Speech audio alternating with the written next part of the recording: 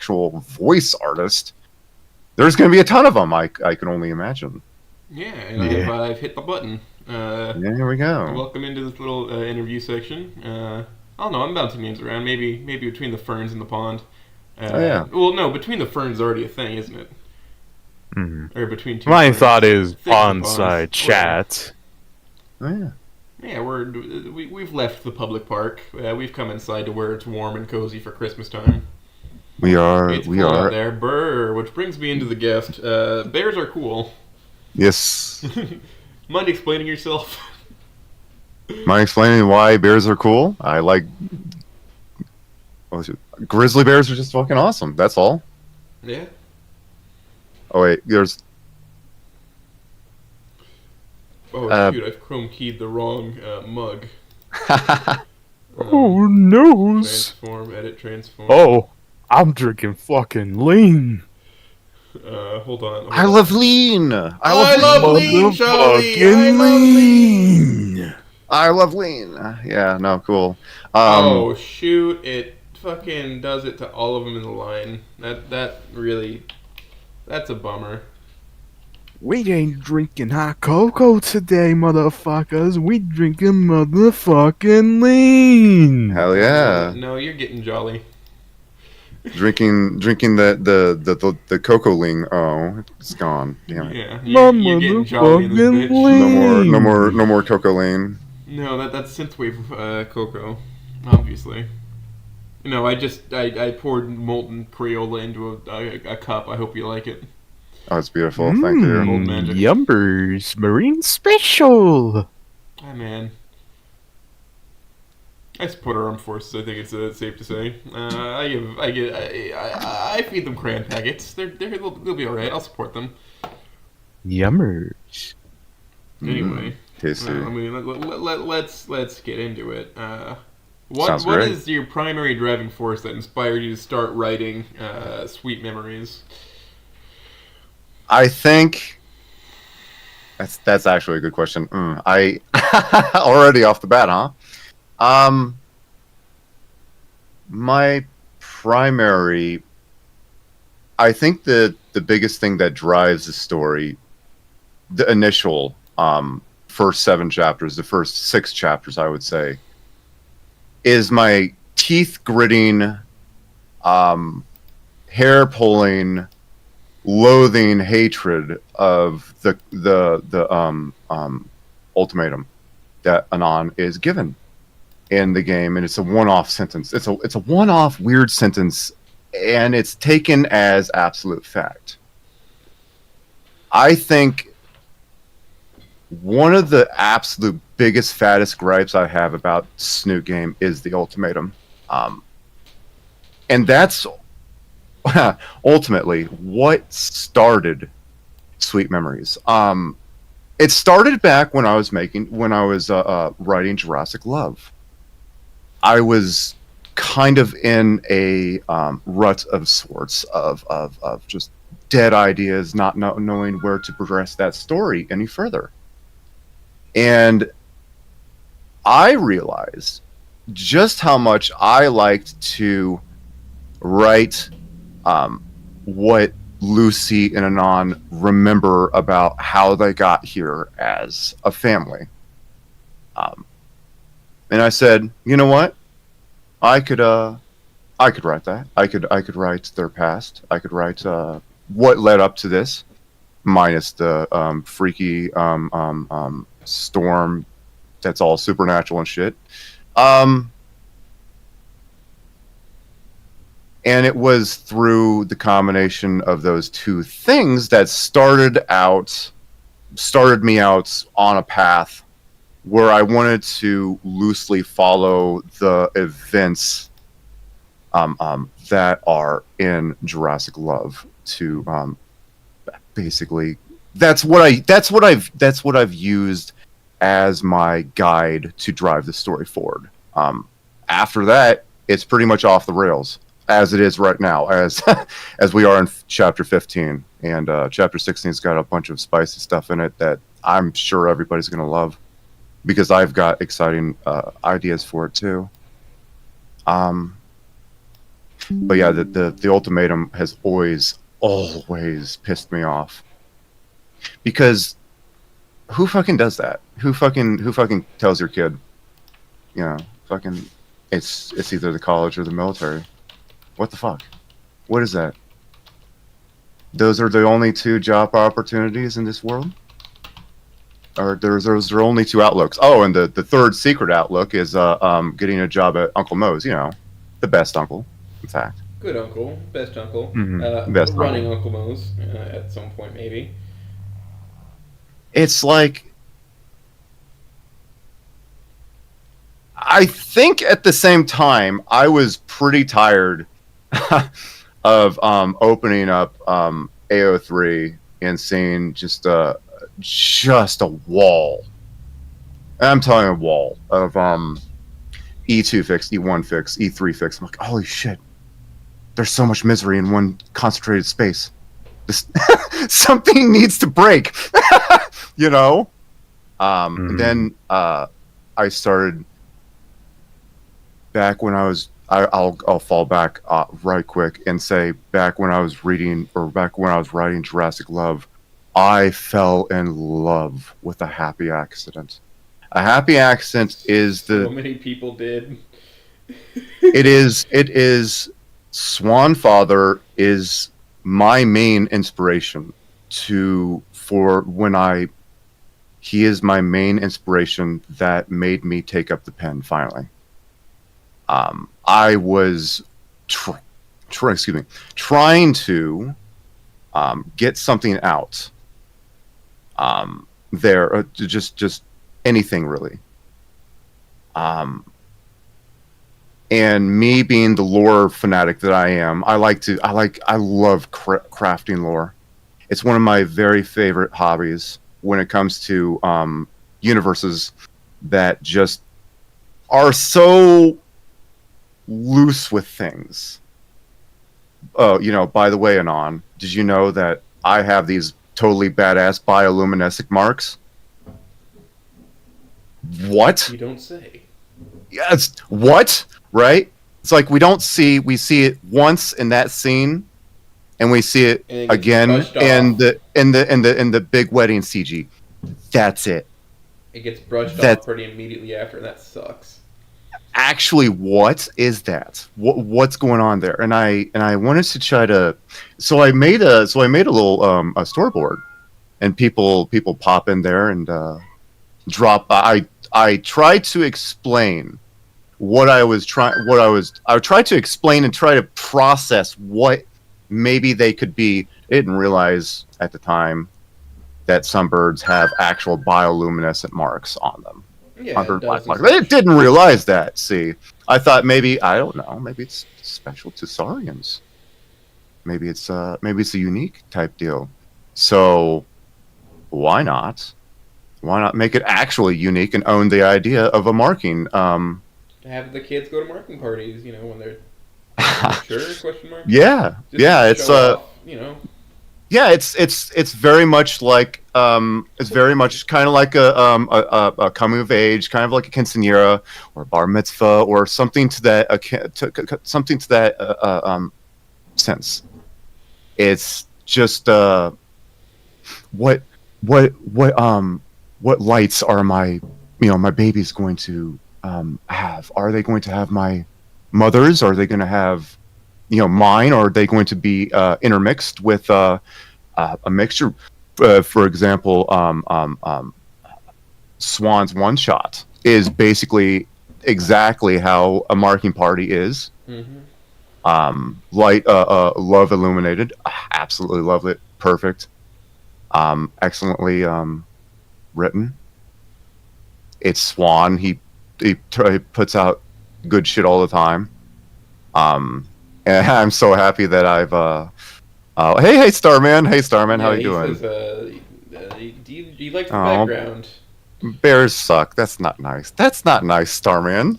That's not very chill, bro. Dog, Hi, you- Mr. Bonds, You man. missed this by a little bit, dog. Not very much. You could have But- been in the cabin. But like, I adore crafting, just like I I also get a little bit annoyed. I'll say that when I'm reading a story, when I'm reading a fiction, when it comes to Fang, Trish, Reed, Stella, Rosa, all those guys, right? All the good guys. And they're more human than they are Saurian. Yeah, they don't treat their special different anatomies and biologies as anything They- special.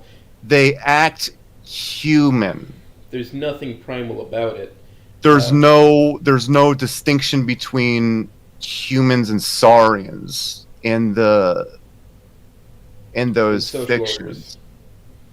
And If you're I'm gonna like- have these dinosaur characters, use that for your story. Otherwise, why are they dinosaurs? Why aren't they just people? Why aren't they Tail just normal wagging. humans?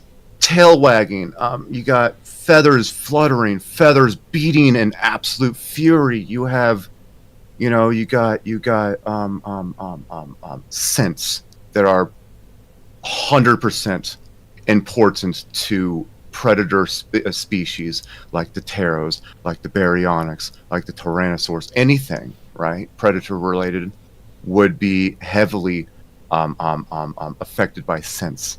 Whether that be the sense of your lovers, whether that be the sense of blood, for example, good example, chapter And, 15. like, Hello. So you're talking about like cool things that go with biologies for these creatures, right? Mhm. And something that I wish people would use more. I'm obviously a Stego bro, but just like the plates display structure, Mm-hmm. dog, we've gotten some evidence that when they were pumping more blood into them, they had like a sunburst pattern on them. Like, have you ever That's seen like a awesome. sunburst guitar? That's badass. Yeah, that's fucking awesome. Why don't we use that? Why don't we like, hey, it might be like a standard body color usually, but like when they pump blood into it, it makes this beautiful pattern. I don't like That'd to. be I like a don't marketing like. thing. I don't like to like spoil too much because I don't know if you're. I don't know how caught up you are into the story. How far did you get? I got through chapter 8 recently. Oh, the Night of Nights. Oh God, I loved reading that so much, or writing that so much. I like to read it sometimes just to Remind yourself why you do this. just remind myself just how much they love each other. The bioluminescent markings lore is, but anyway, no, I figure with the Stegos, for example, in their nervousness, much like you would have raptors in nervousness tapping their dew claw. You could have raptors tapping their dew claw on Stegos the swishing their tails around, rattling their more or less their plates would be clacking. Their plates would be clacking, kind of like I don't know, whatever sound you want to make. I imagine it almost like bamboo or like some wood being clacked together, kind of like Those little clack. clapping toys. Yeah, almost like that in a either in a display of nervousness, aggression. Urbies would be also highly more aggressive in the moment than predators, Yeah, 'cause because they have to defend themselves. and because whatnot, in and that's- nature, you look at nature, our nature, real life. The difference between a predator getting aggressive and an Urbie getting aggressive is one will try to maim you because that's their urge to hunt. The other one will kill you because you are a threat to their herd. Straight up, they will not play around with you. So, And then you get the omnivorous approach like bears, where they'll just don't fuck with them. very much so. It's very much it's a mood thing. Yeah, no, I figure that if you're going to write dinosaurs, if you're going to write anthropomorphic dinosaurs, treat them as such. Treat them as their baser form suggests that they have. Whether that means creating your own lore for them or borrowing for other creators. I create my own lore. So much so, and other people like it so much so that it's spawned a few spawned a quite what's his name? What's this he's a dad of sorts. He's got feathers. Just in my head. About me. No, the other there's another one. I think there's another one. Weird. That's kind of fucking strange. I think there's another one. Is it Goose Dad? I don't. I've never heard of him. Is it Goose Dad? No. No, you must be crazy. Certain waterfowl author. Of the paternal Swan variety, Father. you say? Swan Father used the feather concept in Promise of a Lifetime. And I love writing with Swan. It's one of my favorite. I have found finally in my 35 years of fucking life a hobby that I actually enjoy, that I actually am proud of what I write, and I'm happy what I produce.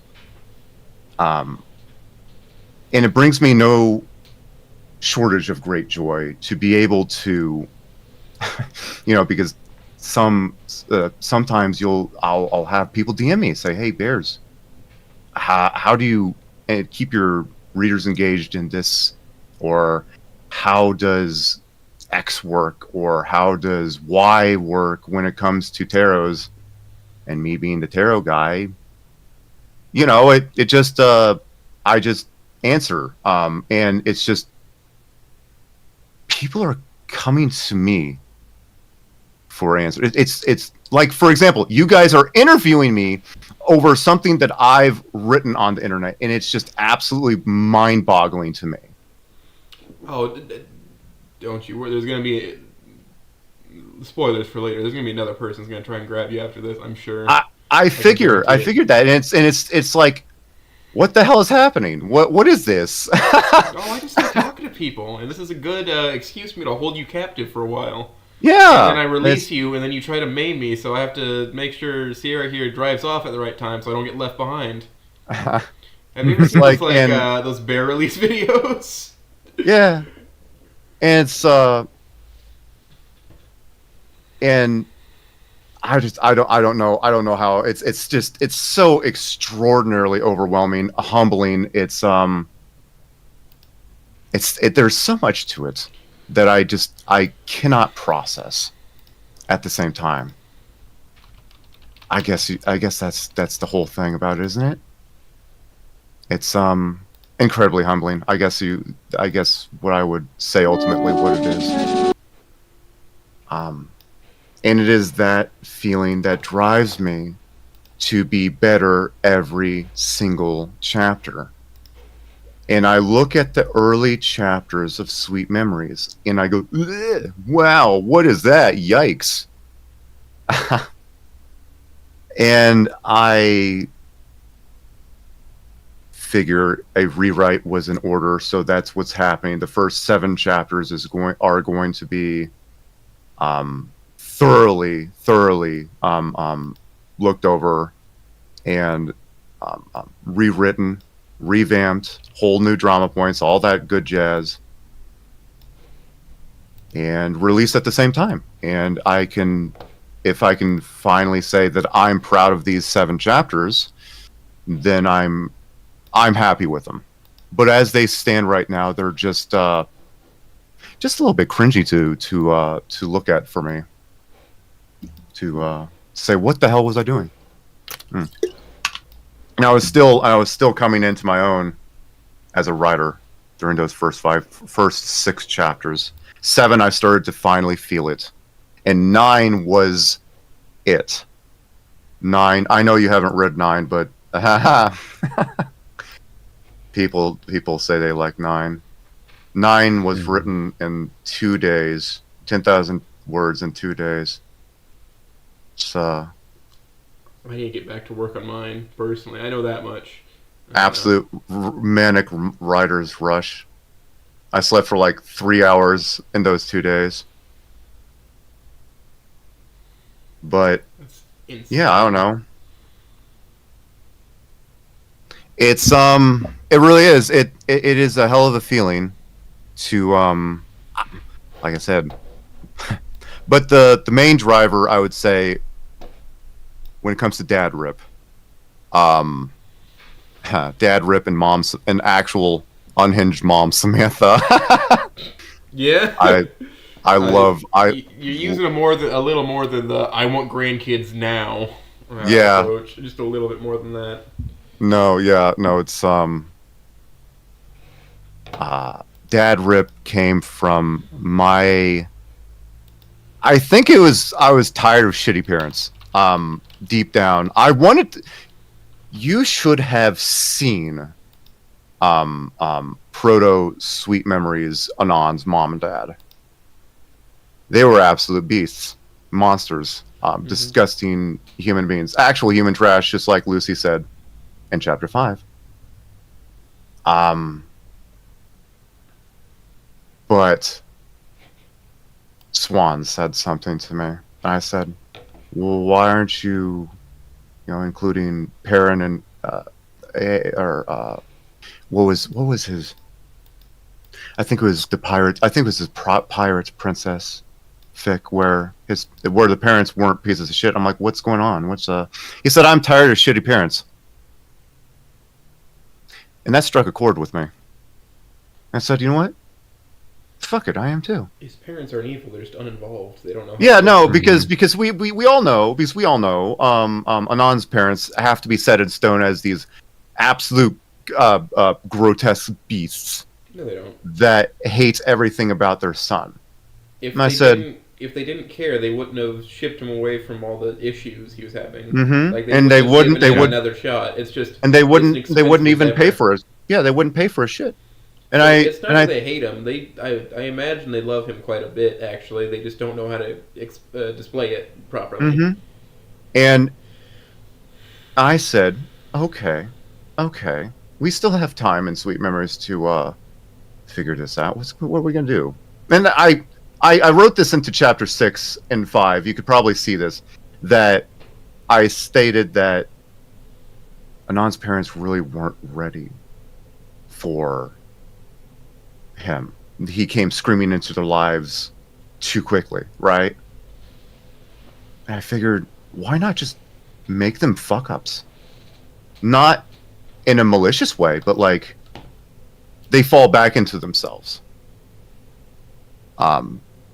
Anon's dad went to the military. He went to the deserts and he saw things that no human alive should have to bear witness to. And he comes home a broken fucking mess. And for a while, they lived a peaceful, perfect life, just the three of them.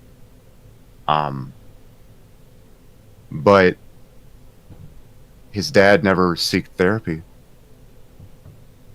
And this affected the entire family, and it all came crashing down from something akin to an E4 perfect romance story with a big house, lovely bouncing boy for a son that they love so very much, came crashing down around themselves into something out of a nightmarish E2 abusive toxic relationship. And when the rock bottom incident happened, that was the final straw for Anon's dad. And he just snapped. Didn't know what to do. It was just a snap. It was a snap. And Anon, being the way he was dead to the world.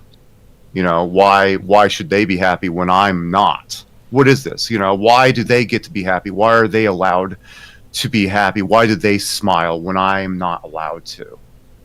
When I feel like I don't deserve to be happy. And that's a horrible way to think, isn't it? That's awful. And it's that kind of feeling that I wanted to emphasize in chapter 10. That Anon's father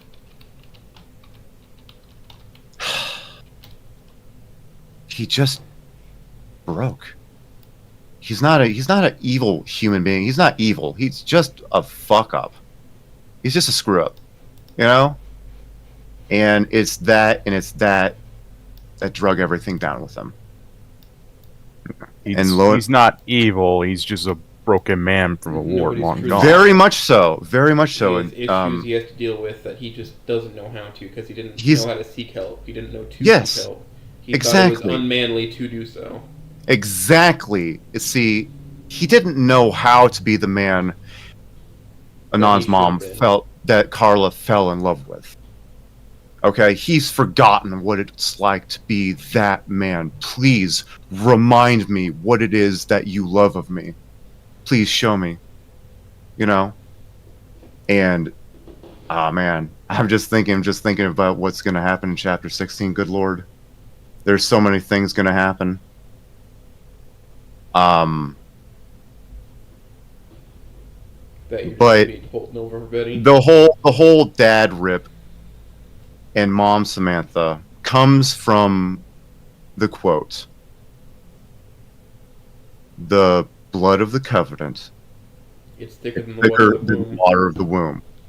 And it's through these bonds that we forge, that we share with each other, that we develop love for one another.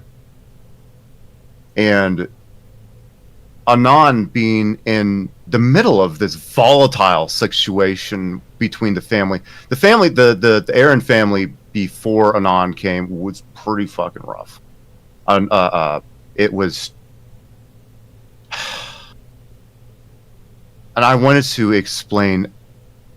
to kind of give Ripley an excuse for being the quote unquote rah skinny rah my daughter rah die. I hate that rip so. It is one of my biggest gripes where there is no redeemability to Ripley's character in fiction. Why is he treating his daughter like absolute garbage? What is this? Doesn't like even if it were to just make him as a less sympathetic person, he's not. It's not like a purposeful thing to treat her poorly. Yeah, no, it is not. Point. No, it's not. And I look at his character, and I say, I look at what I would have been, seeing my daughter. If I was to see my daughter, all of a sudden start to dress in the crazy clothes that she dresses in Snoot Game and stays up late, and right. And I said to myself, that's a man who's terrified. That's a man who's absolutely petrified of not being able to do jack shit about his daughter's downfall. And my, I'm sorry if I'm bouncing around. I figure you guys have, You're good. you've caught me in a good rant here. Hours. We'll be all right. I think we'll get what we need to say out. You caught me in a good rant here. And I figured to myself, God damn, the guy's scared. So while he's scared, the only thing he could probably do, the only thing that possibly he could do, is act like a monster. Is act like the big bad dad that needed to chase away the monsters that lurk in the dark. Right? Mm-hmm. That if he had to become a monster, if he had to become big bad scary dad, oh look at my hunting trophy count. Well, look at my trophy collection. You're next, right? What that kind of stuff. If he had to be that for a few minutes, he'd rather his daughter hate him, but be safe, than to bury his daughter. Okay? He'd rather his daughter hate him for the rest of her life, for the rest of his life, than have to bury his daughter. That's the kind of mindset I put Ripley in. And he does come off as a jackass in the rewrite, the first opening minutes of it. But like I said, that's kind of my end all to be all when it comes to dad rip. that he is a dad, that he is a father who is terrified of what his daughter's become. He hardly even recognizes her. That kind of makes sense? Mm-hmm. Yeah, I'll get you. Yeah. I'm feeling you. But, yeah. You're writing them more grounded, because when Caveman originally made the character, they just wanted him to be cartoonishly mean. Yeah, no, up until they did the bowling chapter. Yeah. To try to humanize him a bit, because that is E4 is the bowling. Oh yeah, no, there are a couple of mods which I absolutely believe in my heart of hearts that are 100% true, 100% canon, and you cannot convince me that they are otherwise. Fishing Trip and Mojob. Fishing Trip and Mojob are the two 100%. They're 100% they happened in the main story. They just haven't been included. Yeah, they were some time skip. Like, speaking of time those two and Petrific Night Out, I consider canon. Oh, very much so. Regard. A Terrific Date is another one. Yeah, what about Double Date too? Yeah, Double Date's great. Double Date's great, amazing. They're laughing, going bussy. Yeah, no, I like. I love the thing. Teasing Nacer in front of Naomi, or teasing Fang, or Jesus Christ, I can't talk. Teasing Anon in front of Nacer and Naomi, that was hilarious. And what that leads to. Yeah. God, that part is so fucking funny. Yeah. I loved creating that little snippet in chapter 4. Where Fang just absolutely bugs the shit out of Nacer with Anon. I love writing those two dorks so very much. The way that I have their relationship, the way that I have Fang or Lucy is she's a glass cannon build. Mm-hmm. That's how I've written her. She's a glass cannon. You know, she'll tease Anon. His brain cells will explode like a supernova, and all of a sudden he'll say something stupid like, "Oh God, I think you're beautiful," and boom, she's a blubbering mess. It's amazing. It's great. I really like what I see so far.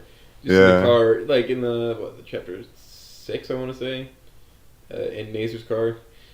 How many times the winner of the fight is just it's flopped on its head. Who could be possibly in the lead here?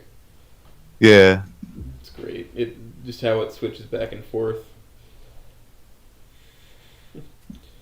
That's something that I want to go ahead and address in the rewrite too. Is I was still trying to figure out how to write the characters of my own story. I was very scared on writing. Scared would be the right word. Intimidated. I think intimidated. Daunting. It was daunting to write a few characters. Sam was still being cooked up into the point of chapter 8. Believe it or not, Sam was not fully her own character until chapter 8.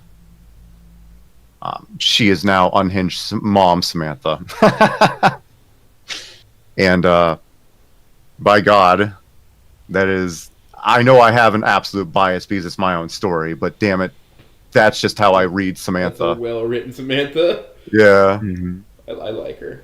Yeah. I like the agreement everybody has that it's oh shit the moment she opens her eyes. Yeah. It's the it gives her a regular look like those Brock connotations where she's just staring you down constantly. Yeah. At you. Yeah, I wanted to give her more personality than housewife. That's like, how am I going to write? How do you write housewife? What is that? What is that archetype? I think I don't know if you've heard this quote, but I started thinking of it when I was reading, and it's the husband is the head of the house, the wife is the neck, and she can turn that head wherever she wants. Talos, 100%. That's Talos. Talos I lives. heard that years ago. Oh, okay. Well, I where I found that was I read that in Talos is letting her go, and it's funny. You should mention chapter 8 and how I deconstruct who Fang and who Lucy is, and who neither of them are, and who both of them are, and how she needs both of them lest she falls into herself in the worst possible ways, be that through drugs, sex, and vices, or be that, Bible toting, going to church, and absolutely being needy, absolute, can't be without you for 5 minutes lest she rips a fistful of feathers out of her beautiful wings, right?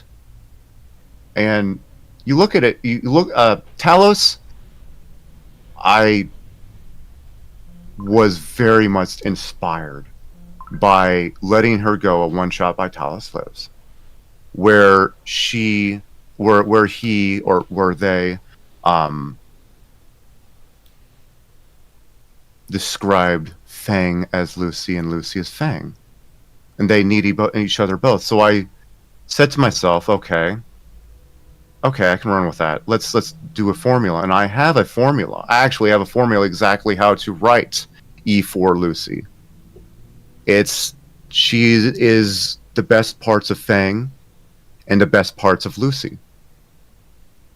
That's who she is. It is, and just as she says, it's as simple and as complicated as that.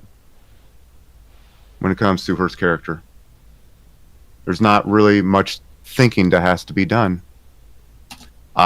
Without Fang, without Lucy, she is a nothing. She's a monster.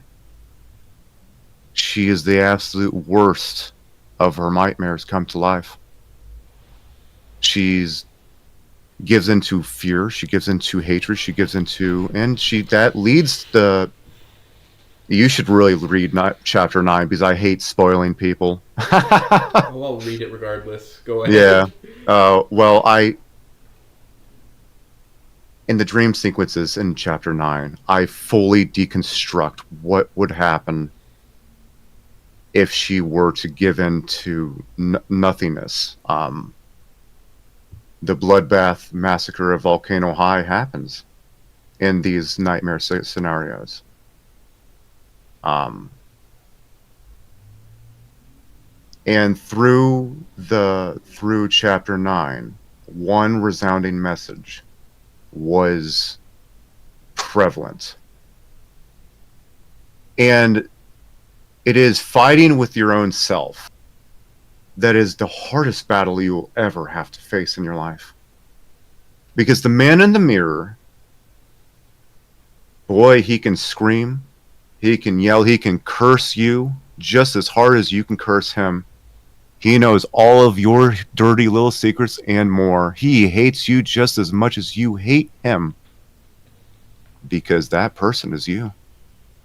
And it is that person who is the hardest in this reality to love.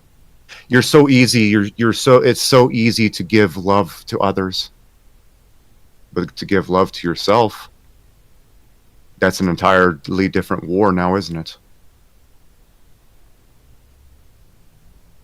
Does that make sense? Yeah, I'm sorry. Yeah. That's a fucking emotional raw speech. Yeah, that's well. Are you That's looking how I. into That's how Mira, that. or is That's Mira looking into me? yeah. No, is it's like that's your biggest, fattest critic is the man in the mirror. Tell him to shut up and love himself. That's what you have to do. Got me. And that's chapter 9. That's that. yeah. Good job. That would be one of the core tenets of Sweet Memories, is the ability to love others just as much as you love yourself. And that's where their absolute devotion comes from. That's where their absolute that's where they need one another. Excuse me, I gotta take a drink. To help them learn to love themselves. Mm-hmm. It's like a couple that talks about emotions on a deep personal level. What is this? In this economy? In this economy, Right? stop being picky. Just start liking feet. Yeah. It's like, whoa, look at all these Amazing. feelings for Outstanding. free. It's like, I'm getting bumps from What's up? this. I imagine you understand. I have to describe what kind of bumps. goosebumps. Yeah. Yeah. It's in chapter 8. Will always be so very. God, that interaction with "you have protection, right, son?" Where the And- fuck did he eat a taser? Yeah, and Ripley, gives him the police grade Dino Strength taser, and it's like, I reach into my left pocket and produce a colorful square. Not that protection, you moron. Fucking retard. Ah, God. You gotta understand that half of the bullshit that's in Sweet Memories is like, oh God, this is dumb. Oh shit, this is stupid. Oh It's in no, this is character, going though. in. This is going in. Yeah, but no, this is exactly what they would Fucking do. doing numbers. Yeah. Like, oh God, the Gold Stars. The Gold Stars is another one. It's like, oh, this is dumb. Oh, this is stupid. They wouldn't do that. No, they would totally do that, wouldn't They would they? do this. It's Yeah. cute. They would do this. They would love doing this. They would do this every day.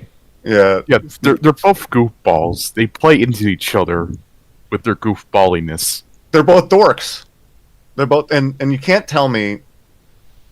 That's Saying just Fang's canon character.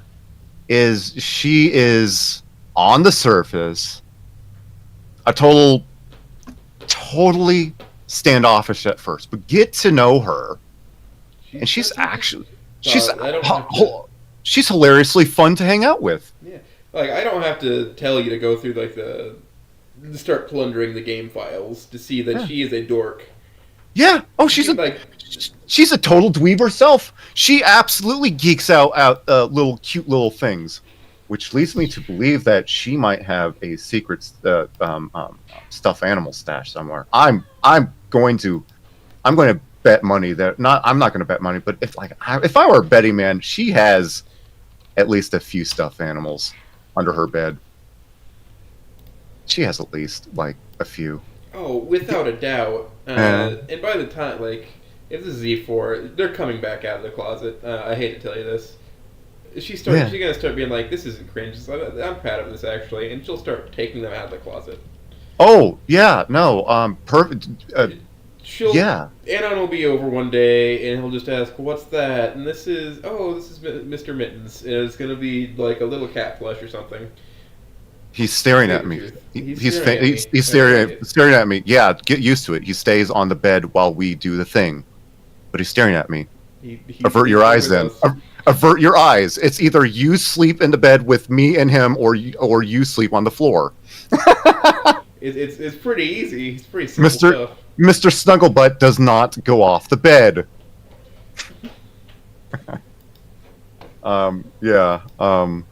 Her absolutely nerding over the sea creatures is absolute proof of this. Wait, no, it wouldn't be a cat plush. It'd be a manatee. Yeah, it would probably be that, or one of those turtle plushes. Yeah, it would be a turtle plush. No, what kind of plush? You think it'd be a Beanie Baby or like a one that's? Oh, like you know what it would be? Really Oh, you know what mimic- it'd be? Actually, you animal. know what it would be? It would be a. Oh God, it would be a pink jellyfish with googly eyes. Yeah. I think I've Oh seen God, that. it would. It would be a pink. It would be a pink jellyfish with googly eyes. Yeah. No, I think Snugglebutt is what you would call Anon, not the plush. Yeah. No, don't you love cute little pet names? Mr. What portion of your Snugglebutt. day is just like, what are these two going to call each other next?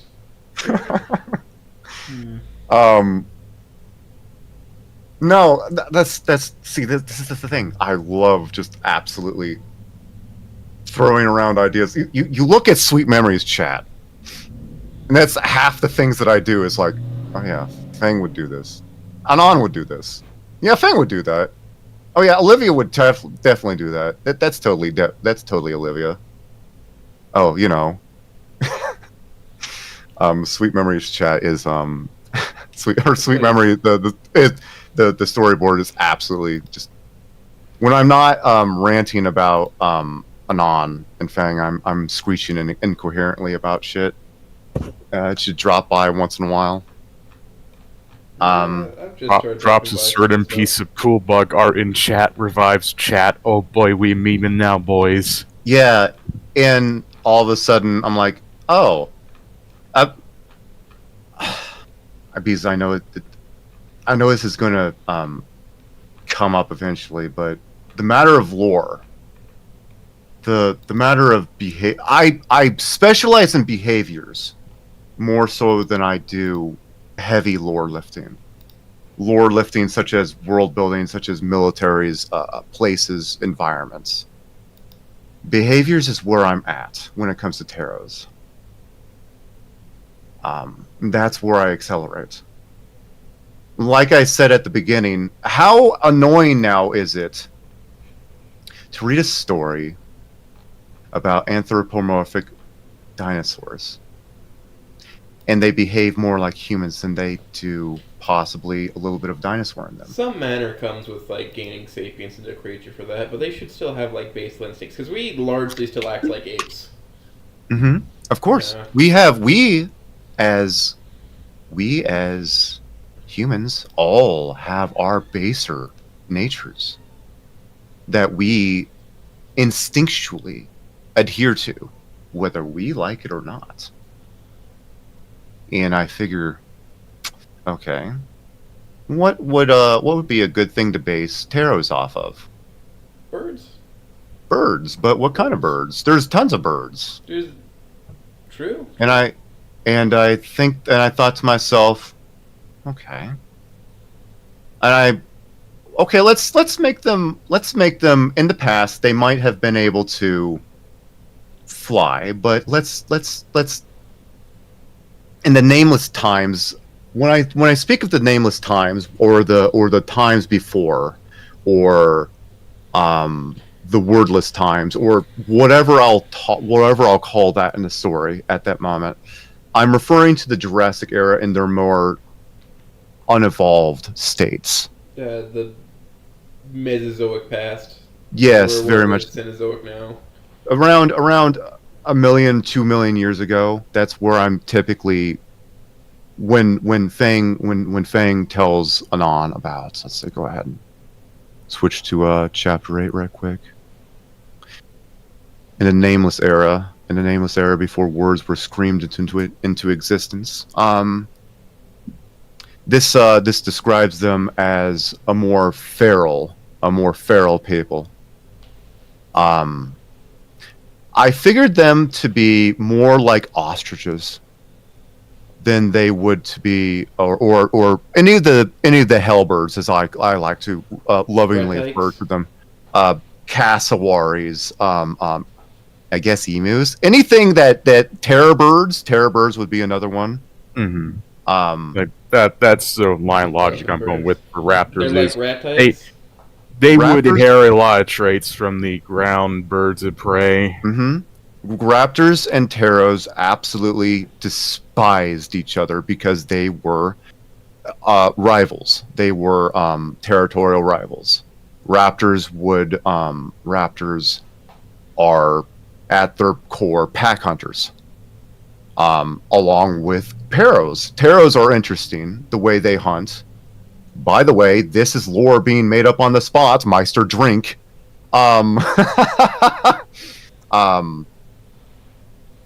Taros, with their long, powerful legs, would perch high above on cliffs and in trees, and herd a prey animal into a certain boxed off area that they've kind of with their wings, herded them into a corner. Let's say that's right. And their main motive, their main MO of attack, was to do a pouncing stomp to break the necks of the prey animals. I look at almost like a heron stomping the shit out of a snake. You think of it like that? Mm-hmm. I can see Yeah. that. Or how in early Native Americans, how they would hunt is they would corral mammoths off cliffs Mm-hmm. in mass hunting. Mm-hmm. That's another one. You notice in chapter 8 the stalking behavior that is on display after they make it home after the big dinner date. It's right here. I'll go ahead and read a passage for you right here.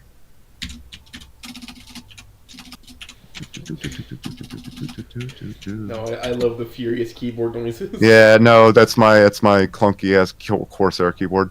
I'm using a Dell Membrane keyboard from an office because I stole it. Yeah. Here we go. Free stuff. All right. Free stuff.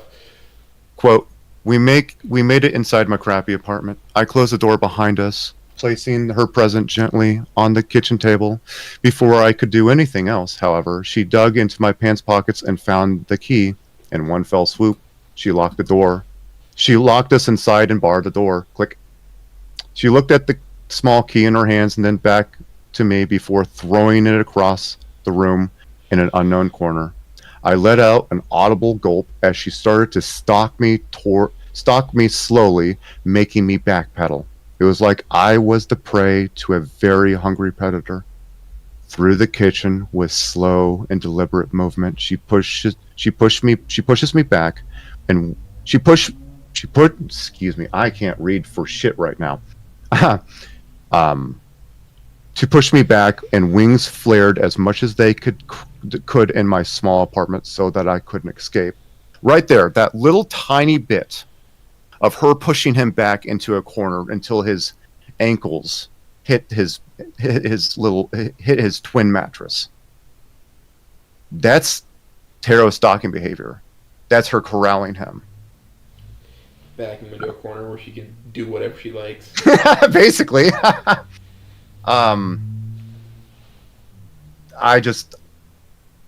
I have this image of that. I have that image where, he's kind of almost, in a sense, excited and afraid at the same time. He's excited that we're finally going to do something, but kind of afraid that, oh shit, my girlfriend, my hot Taro GF is Gonna kill me. And she's actually hissing like, and hungry. she's actually hissing like she did at Trish when she went ballistic.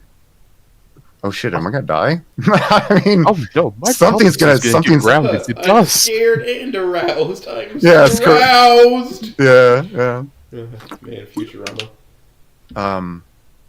But yeah, it's that little tidbit that makes the makes her behavior all the more believable in the moment. But anyway, I don't know. I've ranted for a long time. I don't know. I don't know what you guys want to talk about. No, let's just keep going like we've been. Hell yeah. Oh, okay, With how you're okay. talking about the characters and how you wish they brought more animalistic qualities, is it safe to say that you work in a biology field or something like that? I don't. I'm a total neat. Huh. Really? I am. Yeah. You sound so well educated, though. It's the best part of lore. The best part about writing lore is if it sounds good, run with it. And don't stop. Continue to build upon the lore. For example, the feather. The feather, the treasure that Lucy has to offer Anon is something that was almost a spur of the moment idea while constructing chapter 8. Oh, these markings are beautiful. She gets to share them with him between lovers. Black lights could hit her, anytime during a rave or something like that, and she'd be illuminated. It's like, oh shit, that's cool. Um, but to share the meaning that she believes her markings to be. That the thing about the markings is their purpose, their meaning, the words that describe them. They don't really have words for them. There's several words to describe the markings in my lore. Light show, lights, markings, ethereal, whatever. You could probably count on a couple fingers where they maybe have a solid idea what these markings were made for. Because they really don't, other than the fact that, oh shit, they look cool, don't they? Other than the fact that this was before, when writing chapter 8, I did not know birds had bioluminescent markings for the life of me. And I guess that's why Cave Anon threw that in as a oh hey, look, by the way, your tarot wife, yeah, she glows under a black light. That's so cool, right? You know who else glows under a black light? My mom. Platypuses. Are you suggesting that Muscle Man would be a tarot? That would be hilarious. I'll accept it. I'll accept that. That'd be hilarious. I'll take it. Jesus Christ. So, so I figured, okay, let's give everybody their own markings. Stella has hers. Chet has his. Trish, Reed. And why not just go ahead and make it Humans have markings technically. We have the genetic coding for stripes. It's just our stripes are the same color as the rest of us. Yeah. Ain't that fucky? Yeah, it's crazy. And why not? And cats actually no, we are slightly bioluminescent. Cats can see our stripes. Oh, that's actually pretty cool. Actually, I didn't know that. That's pretty damn cool.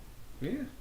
The color doesn't show up for us as much because our eyes are keyed to a very specific range of frequencies. That's interesting. That's very interesting. Huh. You learn something every day. You do. But I guess I really just wanted to explain a more dino-esque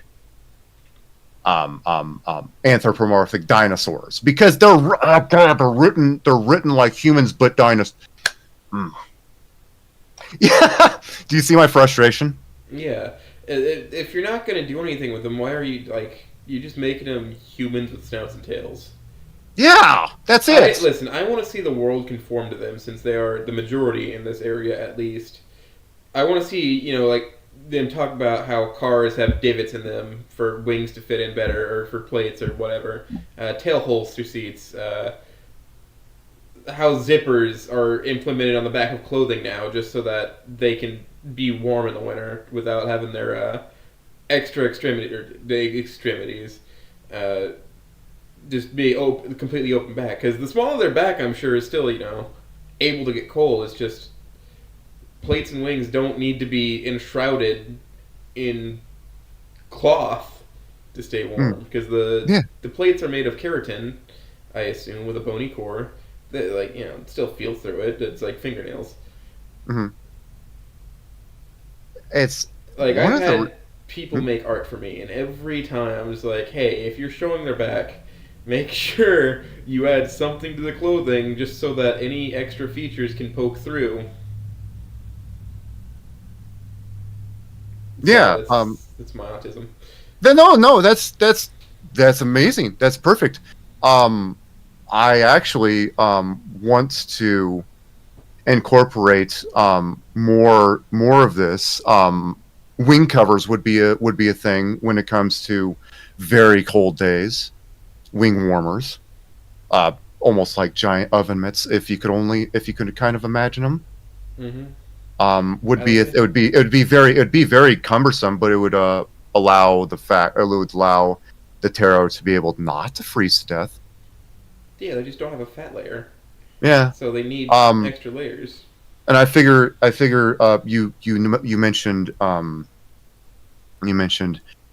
plates being able to stay warm. I figure when it comes to feathers, you imagine how absolutely annoying like a waterlogged feather would be.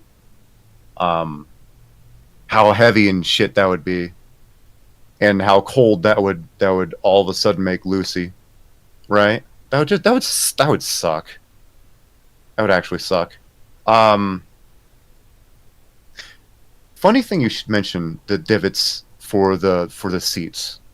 There's actually a reason as to why Lucy likes to be on top of Anon while they do the things. She's got two gigantic wings, and that is a strange angle. And she's got a tail. She's got a crest on a shitty twin mattress. When they do the things, she can't rock her wings out. It's like pinning your arm into a place and trying to move the rest of your body. Yeah, no, it would be massively uncomfortable. Yes, and that's why she pounces Anon, because it's just a natural rhythm that they've acquired. If it's two Taros, one just has to deal with it, but like in this case, it doesn't make sense. Yeah. For her to just have to deal with it. Yeah. Yeah, that's one of the main. Like you just imagine it, because you just God, just think about it. It makes me uncomfortable. It doesn't line up for her to be able to do that even. Yeah.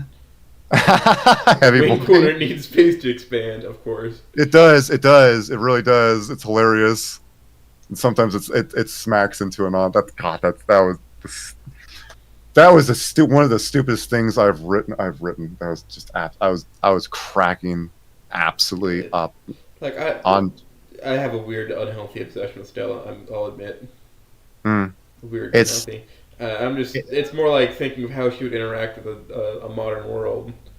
Yeah, plates don't really have good muscle attachment to move out of the way on their own. Nothing's fine. So like, everything would be an issue for her. I've read somewhere that plates were also flexible, and I don't maybe at think. The base. Yeah. Maybe they could kind of bend out of the way, but they're still like, it's a bony cord thing. Like, yeah, they can probably move a little bit, but it's probably very uncomfortable. She'd probably be somebody who prefers walking everywhere. Just because, it's uncomfortable to get in a car.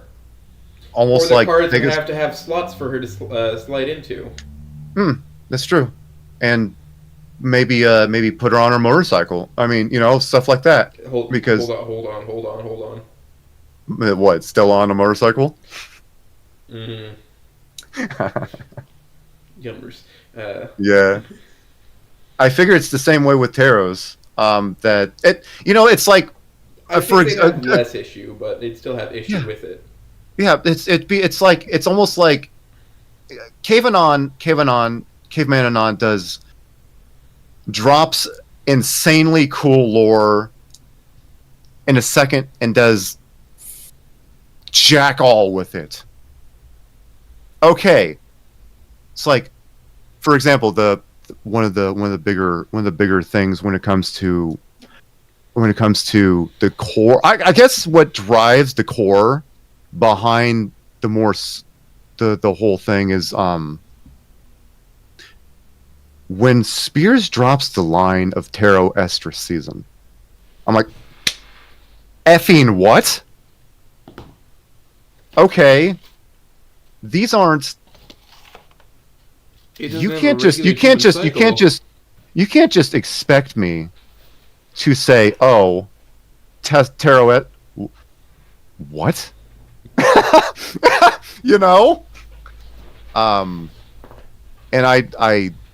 And like, for example, in Wani, they have the taser. That's hilarious. God, that's hilarious. Estrus Protocol. So I figure that Estrus would have two main parts to it. I remember there's some fic where it was like an Estra season, and everyone was expecting to get down and like really fucking filthy, Hmm. but no, it just became Paladin Anon fending people off. Yeah, no, 'Cause, that's they hilarious. armored him up. All's fair in love and war, or something like that. Mm-hmm. I think that's all, whatever, something like that. It was, oh god, I lost my train of thought. Damn it.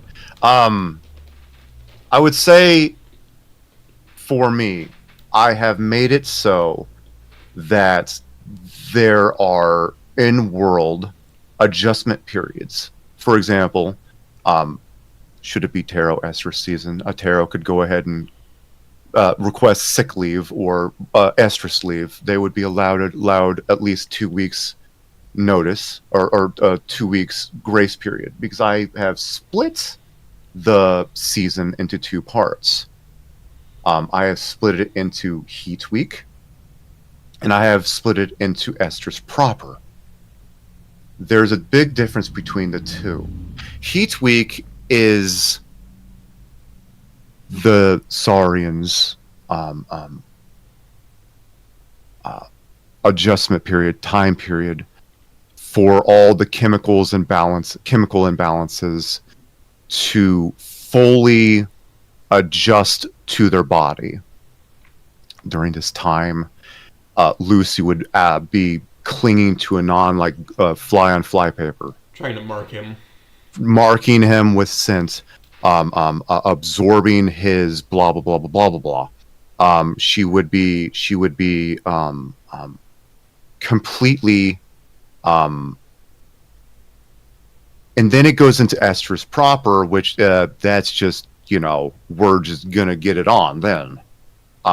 But it's the adjustment period where she would have to take in all the chemicals of the hormonal imbalances to be able to adjust to the hell that will come the next week, and B, there might be a reason to be able to defend the Saurians, to defend their mates. You think about it, during that season where you have less than well-intentioned other dinos that may be sniffing around the nest, right? So it's like, it's interesting. That's an interesting kind of line of thought. And I said, okay, well, we can go ahead and expand that. And so that's what I did. Chapter 13. Is it chapter 13? The scene route, yeah, has a little introspective of that. Yeah, no, dinosaurs. I love dinosaurs. I do too. I'm a frequent purveyor of Dinopedia. Hell yeah. Fuck yeah, I love it. Um, Have you seen the devlog demo that came out? Have you seen Abigail? I have not yet played it. They have I've been, mislabeled Abigail as a Triceratops. That is incorrect. I What- went down a rabbit hole, and the closest thing I can figure is she looks more like a Styracosaurus. okay. It's still a ceratopsid, but Yeah. Okay. that just means spiked face. But lore aside, the feeling of sweet memories that I get when I write onto the page is very much overwhelming. That I cry when they cry, I laugh when they laugh, I rage when they rage, I'm angry when they're angry. Chapter 9 was incredibly difficult for me to write. Not because it was a difficult concept for me to wrap my head around, but I had to write through the tears. I had to write through my weeping, shaking hands. I've always had my heart on my sleeve, and when I write, I guess it translates to that. I don't know. I guess that's your answer as to why my writing is so emotional. Because I've always been I emotional. hate to steal Bowie's bit, but yeah, it does make me feel many things. when I was reading it. Ah, boy, you're still in chapter 8 too. I'm gonna explode. Yeah. Yeah, you're in for a treat. You're in for a treat. You're in for a treat. Let's put it that way. Oh. If you thought you were feeling before, get ready for the big feels. Oh, I mean, I can only hope that I can only hope Columbo Mod makes him feel things. yeah, I can't wait. But oh god, those 9 words. Those 9 words. When I write how those 9 words make me feel, I'm actually getting emotional thinking about it. Oh my god. I might have gone through chapter 9 actually. Hold on, I don't remember. You'd remember chapter 9 if yeah. I think. I blubber every time I write out how the 9 words make me feel. They're pretty words on their surface. They're pretty words. It's I love you. I love you more. You better. And they're pretty words. Yeah, right? Because they're incomplete without your significant other saying them back to you. The way the oath works is one has to initiate it. That's the initial clap of thunder. The strike of lightning is returned when your lover says those next sets of words, and you say you better love me, because I'm not loving you out of the you better. That's my I demand you love me. God, I love. I'm tearing up. I hate this. Yeah, no, they make me blubber every time I write how they make me feel. That's just the mark of good writing. Yeah, it's when just it fucks you up when you've rereading it, when you're even proofreading it. That's the mark they did a good job. yeah, no, and it's the feather. The feather is the feather lore is so pertinent that it's spreading to other fics now. It's spreading to other authors. They're coming to me, presenting to me their own lore. I'm like, holy shit, that's brilliant. Yeah. No, you're in for a treat for what's about to come if you're only on chapter 8. Give me like 5 minutes and talk to yourselves real quick, okay? All right, you go right ahead. Be right back.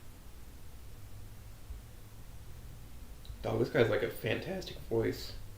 You should read like a children's story seer. I swear to God. Mm-hmm. You should just maybe when they remake Bedtime for Bonzo, they can replace Ronald Reagan with him.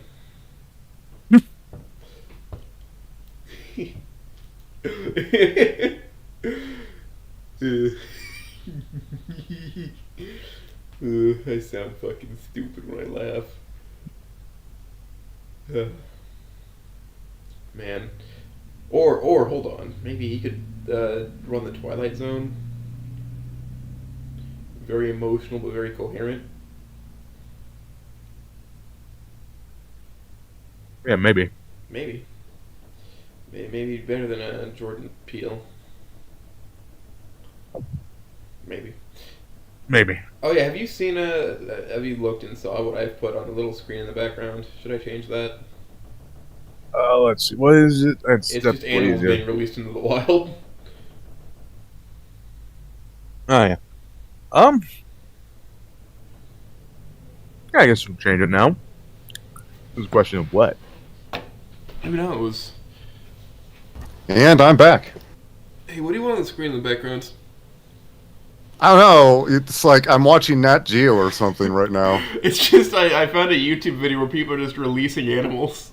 Yeah, it's great. It's amazing.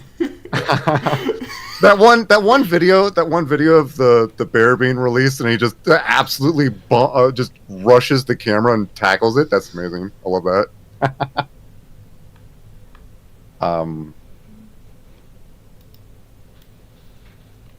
Yeah. Like I obviously can't have sounds because that's how you get. Yeah, that's how you Struck. get. That's how you get the copyright. Copyright Right? claims. The dreaded copyright Oh, claims. there goes Olivia. Oh no, there goes Olivia. Yay, Olivia! Go back, go home. Olivia. Yeah, I just that was Scrooge hitting the gritty. There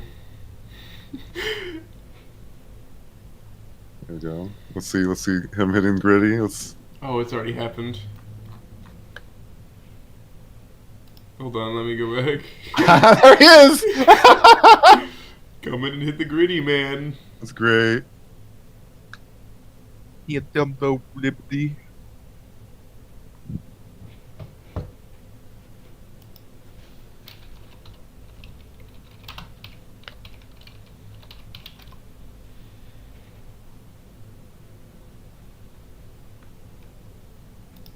Here, you want more Nat Geo? There you go. Yeah, Nat Geo works. Yeah, that was just fine. That'd be great. Be free! Dinosaurs. Yeah, yeah. If you got my favorite, oh my god, one of my favorite sides of YouTube is dinosaur tributes. Actually, Oh, The ones have you, with, like- Have you watched Your Dinosaurs Are Wrong? I fucking love that show. you know the music videos with like 3 Days Grace in them. Mm-hmm. That's the ones I'm talking about. Dinosaur tributes. They're like AMVs, like 2010 AMVs. The older the better, typically. Yeah. Yeah. God, it's fucking ironic you said that because just earlier I was watching fucking old COD zombie AMVs, like Aren't fucking they just the best? Archangel Aren't music they video. Aren't they just the best? It's a though? lost art, Oh, truly. yeah. Truly a lost art.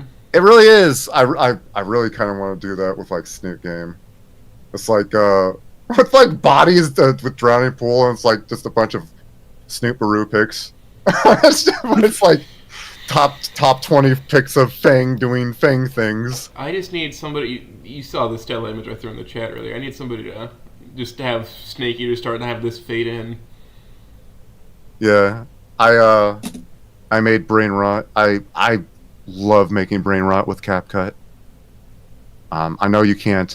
I know you can't use the sound for this, but here's it's oh man, it's too big for the damn If you for your made the sound yourself, you can use it.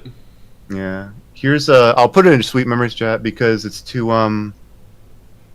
big for your the file's too big. It's like 44 megabytes. I can of course use the Mama needs all 5 pounds perfectly caramelized. and it's just like he's here. It's just like he's here. Yeah. Truly, well and truly. Boy V. Sometimes I still hear him.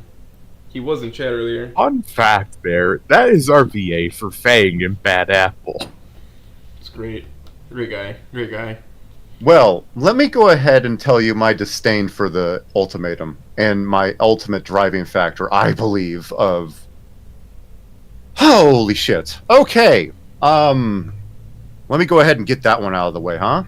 Because Let's I go for it. talked a little bit about it, but I didn't really expand upon that. Indian 3 didn't have to have Anon going to the fucking military. Sorry for language, that pisses me off so bad. Anon didn't have to leave for 5 years. There is no reasonable excuse, not maybe excuse. There's no reasonable, absolute concrete reason as to why he had to run away for 5 years to play in the sandbox. Zero excuse for that. He could have- in the PsyOps division anyway. He didn't have to leave Yeah. town at all. No, he could have come to Ripley and said, "Hey, does the department need a new recruit?" True. The He could biggest join law until enforcement, or the- what I've always thought is he could have went into a trade. And in those 3 years, you imagine the pain, the heartbreak when Lucy collapsed into herself. She had nobody. You imagine all yeah, the zero all the contact, not real. No way. No fucking no way. way, no Letters at least. bullshit. It's bullshit. I get it. It's the real ending. Bullshit. It isn't. No. Bull effing shit. It is. I don't care who anybody tells me, what anybody says. Indy 3 is just an absolute disaster. I hate it so very much. I hate it. I loathe it. We see Trish at her absolute zenith, at her absolute most venomous, disgusting nature in this ending. And I'm thinking to myself, were Jonathan Spears a good principal, You don't go with he Jenny? would have, at the very least, given this. I have to be careful with my words. I'm live on air. Oh, it's not a real one. He would have at least given her suspension. He would have given her all out of school suspension for the entire year. At the very least, he would have revoked her prom privileges. And at the absolute most, her ass would have been expelled. Okay, that's the truth of the matter. There is not a single excuse for saying, oh, Anon, by the way, Trish basically humiliated you in front of hundreds of people. How does that make you feel? I don't like it. Fuck you, Trish. Oh, I'm very disappointed in you. What? No, that would be the correct option there. I just like,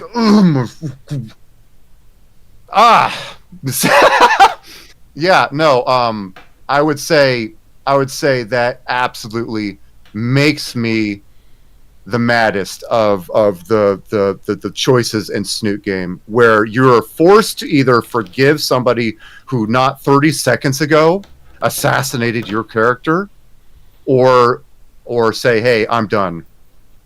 I think we should absolutely never talk to each other again. Yeah. And then the caveman doesn't do jack shit with her. He is just a Neanderthal. What is this? Where's the resource officers? He can't be the resource officers because in ending 1, what was that? Huh? No. Now, we are getting to a point where it's absolutely bitter to me when it comes to the ultimatum. Caveman Anon need an excuse for his time skip. I understand this. But in ending 4, there was no excuse for him leaving for 4 or 5 years. It's sound design. There's a college in town. It's Most likely. called Volcadera Public University, online university. It's opening WavePad. It's opening Audacity. It's opening GarageBand. Any number of these things could have gotten you the degree that you so thoroughly have sought after. You ran away from Lucy for 4 years. That's what you did. Broke contact and expected her to take you back immediately, and then she did. Yeah. That absolutely.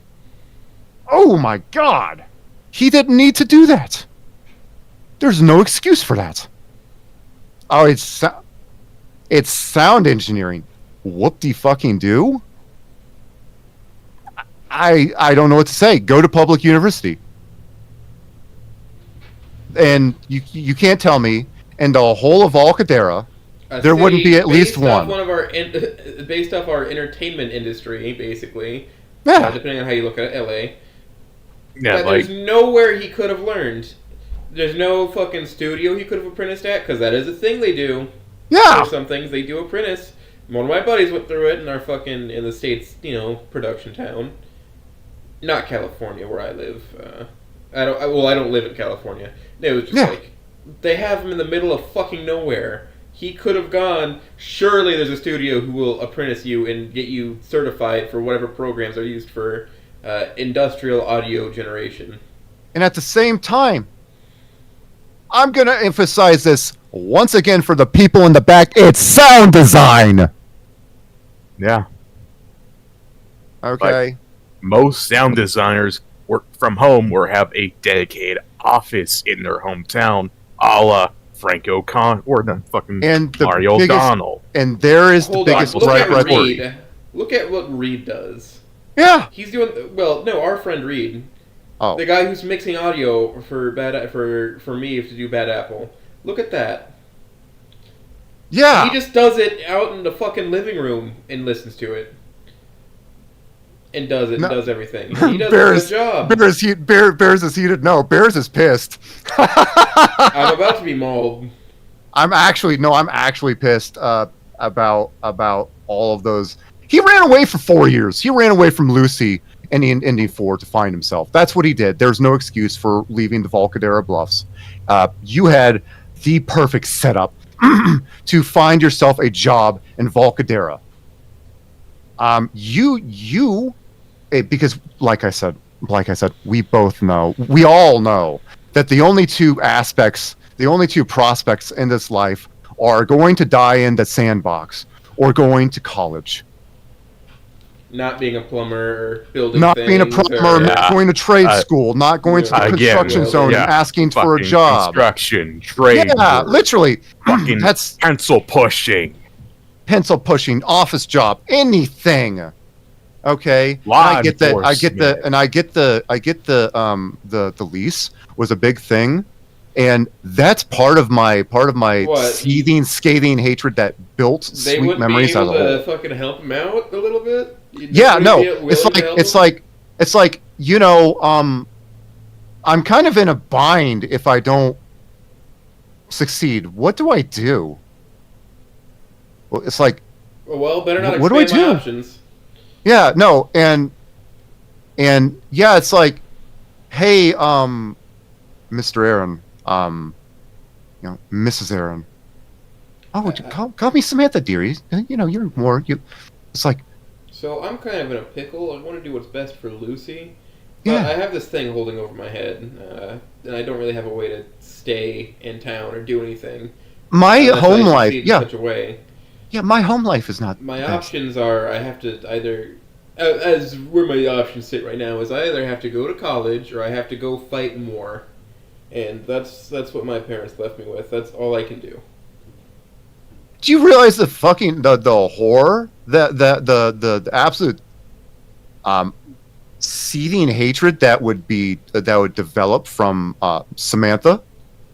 I understand it's or a hard conversation to get to, but it's no more difficult than saying, "Hey, I have to abandon your daughter for 5 years." yeah, I'm sure that's going to be the easier conversation to have. Is like, "Hey, I might need help. I might need somewhere to stay at some point."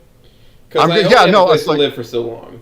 yeah, no, it's like that's gonna go over well. By the way, I'm gonna have to skip town for like 5 years. Do you mind at all as her parents? Excuse me, what? Samantha would say, her She beak would clicking donut him. clicking a few times. He would be donuted by Ripley. He would have a fist through his chest. Oh no, Samantha would cross the floor before Ripley got out of his fucking chair. No. You misunderstand that power dynamic of how I write, Samantha. Samantha is absolutely the one that makes people disappear that she doesn't like. She's the one who's friends with Mo, not necessarily Ripley, but Ripley. Oh no, Ripley. Ripley is Mo is Ripley's brother, all blood and blood. However, Samantha is the mother hen. The mother hen will take care of threats to her nest. You've ever pissed off a chicken? Yeah. Yeah. How'd that go, by the way? Bites and pecks and several things. We cooked Imagine chicken that day. Now imagine a mother hen that's 5 foot dead coming at you. Her beak is clicking. Her beak. There's a ghostly wailing hiss emanating through her beak, through her nostrils. Her wings are at their maximum. She's shaking with ice cold fury. Forward, she steps towards you, one step at a time. You are paralyzed in fear. All you can do is lay down and accept what fate awaits you.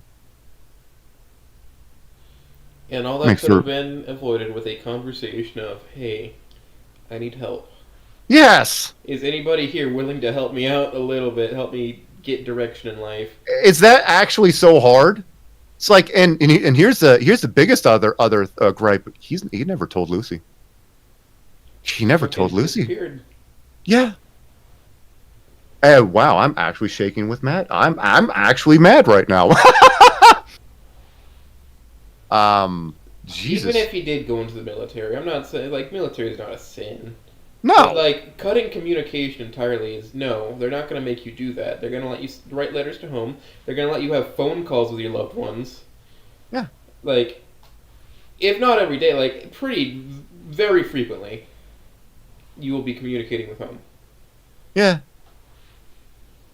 Yeah, no, like right there, Heavy Boy and the Anon and E4 didn't even try everything so he could stay with Fang, and he just take the.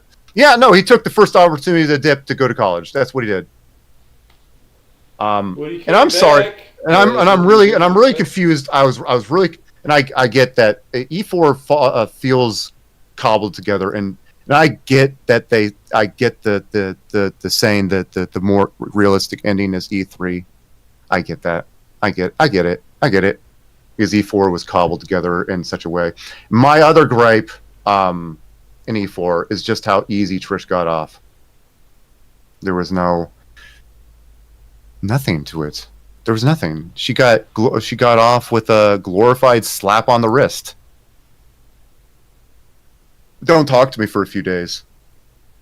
I'm sorry. If I were Fang and I saw my beloved humiliated in front of the entire student body like that, I'd be absolutely devastated.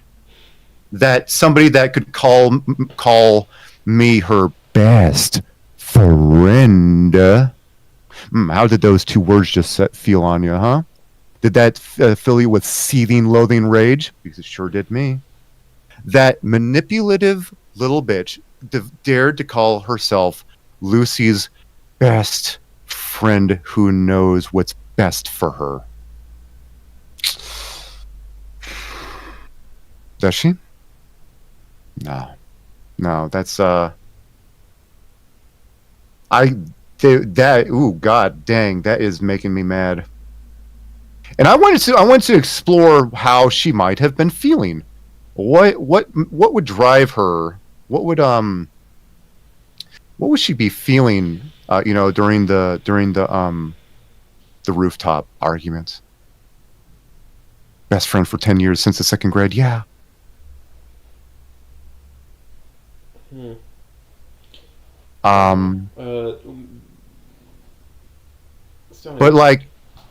But no, it's like, okay, well, we can make it so that she was not in her right mind. She was actually in a red mist haze, that she was ready to do what with Fang when she got on top of the ladder. What was she gonna do?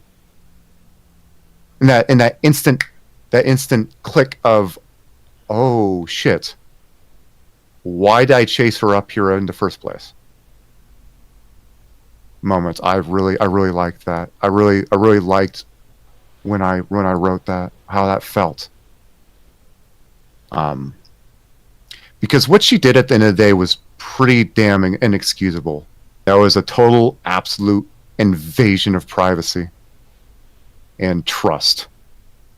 And it's a petty temper tantrum is what she had. But that is, and I wanted to make, in chapter 7, I wanted to go through that kind of step of what she might have been feeling. And that's what, I guess that's where I explored. And through the rewrite, I will be way more heavy into that. Just because my standards as a writer have increased so much in since June. I've learned so much, and I plan to use my entire arsenal of things that I know in the rewrite. I learned things about my own story that I didn't know. But yeah, things that make me pissed in Snoot Game. I guess you could say those are the three. No slap on wrist, abandoning your significant other. These are just awful things to happen. And never telling your significant other, oh shit, I'm in trouble. I have shit over my head, and I can't. Yeah. I need help. I don't know what to do. Yeah. And somebody handled it as like Spears talked with like some of the colleges in town where he knew the people who ran on them, got scholarships, ran on an order. Some people took it as just Ripley shows him ropes on something, puts his mo. Bad Apple, he gets kicked out, and then Monty swoops and is like, "Hey, I got you, pal." It's great. It's great. Yeah, It's like great to see. the It's great to see Baudelaires what take a man of what broken people- arms. Yeah, it's great to see what people do with that instead of what Caveman did. Which I And, mean, like, it no- was made of no- passion. no- It was they just had to get something out. yeah, no, they had to have an excuse to make the trad pilled Cath Lucy wife all of a sudden. And boom, that's how it reads, by the way. It doesn't read as realistic. It reads as I ran away from you and I'm sorry. And boom, 5 years later, here's this woman that I don't Anon even says he doesn't even recognize her. What Yeah, happened? Time to get back You know? into it. Yeah. You just like yeah, no, that's those are my biggest gripes. It's terrible, terrible things. But at least from that, it spawned this community that I think knows better and is like making better spins for it. Of hey, this is what should have actually happened, and I can appreciate that. I've read a lot in the last 6-7 months. Yeah. It's I have severe mental blocks that I cannot get over that do not allow me to read the harrowing endeavor that would be None in the Chamber. I can't. I can't. Oh, I read can't. it. It's pretty good. I don't doubt it for a second that it's beautiful. I can't read that. I fucking can't do it, man. It's one of those mental hang-ups. It's just one of those things. Would you like me to read it to you? Nah, man, it's just goddamn. I don't know. Maybe I'm not sure. Maybe fuck. There's somebody else who's already almost all the way through it. It's like MJ Mystery Jack. I read the first part and I couldn't continue. It just wasn't my cup of tea. I haven't even started that. It is. I don't like E2 fiction. I don't understand E2. I don't understand the fetishization of E2. I really don't, because that's what it comes off They to me want a it lot at of the rock times. bottom, Criticism. but in a recoverable degree, I think, is why they start writing E2 fics. But Yeah. it's not a true E2. E2 involves total alienation. Total absolute despondence. Oh God, the amount of things that pop into my head when I think of actual E2. Never could they ever get back together. No, they hate It's each the other. end. Why would hate they? each other. Even like Wani's version of E2. They Yeah, hate no. each other at the end. They just don't want to admit it. Copium is a powerful drug. I get that. And Wani is a extraordinarily toxic relationship. Extraordinarily, but they just don't fit with each other. And props on people who can fix that. You're stronger than me. You're stronger than me. But I guess while people are here, I just wanted to go ahead and say, Sweet Memories isn't going away for a while. It's not going to be completed for a long time. In fact, this is not really a spoiler. I've been very adamant in my own chat about this, and I'm not sure if you know this, Oates, but there will be a part 2. I call it the big snap, or when things just start to bleed into each other, where Lucy and Anon have their wedding, and there's a big snap where it I have it in my head. It just needs to be written down to where it transitions to the Wanted cast. Right now, are you like writing them as cousins or something like that? I will be. Yes, they are cousins. So like they show up to the wedding or whatever of Anon and Fang. The Inko is Anon's cousin through and through. I love the Maternal the game files that says what is it? Anon's cousin goes to Cal Arts. No, What was it? If Anon went to Cal Arts. Yeah, that's hilarious. I love that. And I took that as gospel that it's they're cousins. And it's Sweet Memories is a total E4 victory is what it is. But it's a hard fought E4. There's no, all these everything just went right and everything fell into place and everybody was happy ever after. It's people become happy after they worked for it hard. Especially after chapter 15. It's the Yakuza approach of it's life. You have your ups, you have your downs, you want to live it any other way. There's a price to pay for Fluff Nooks. That's the I need to build Fluffland Water Park somehow. Okay, and this shit doesn't run on all smiles and rainbows. The shit needs to have a tax, the fluff tax, if you will. With every Fluff Nuke, there needs to come with it a little bit of drama, be that big or be that small. But one thing you can 100% be assured for me. This isn't a spoiler. This is just me as a principles of me as a writer. There will be no rug pulls. You'll never just take everything from them all at once. Yes. Just because, haha, funny. Yeah, no. That's I believe that is the grandest cheap shot you can do as a writer, because haha, funny. There might be a nightmare scenario of said happening, but when I say nightmare scenario, I mean they're actually having a dream. One thing I do love to write is dreams. How they feel, the smells, the taste, the feeling of electricity of things chasing you. Everything. I love to write that. And again, you need to read chapter 9 to get that feeling for what I love to write, the surreal nature of them.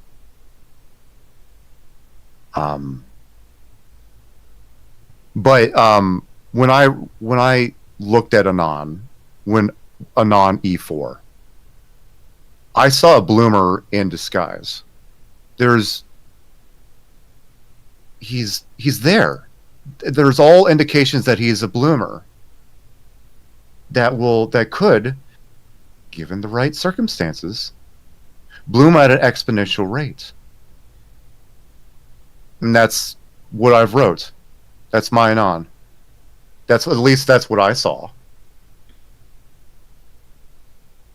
That there are 3 hangups that hold him back.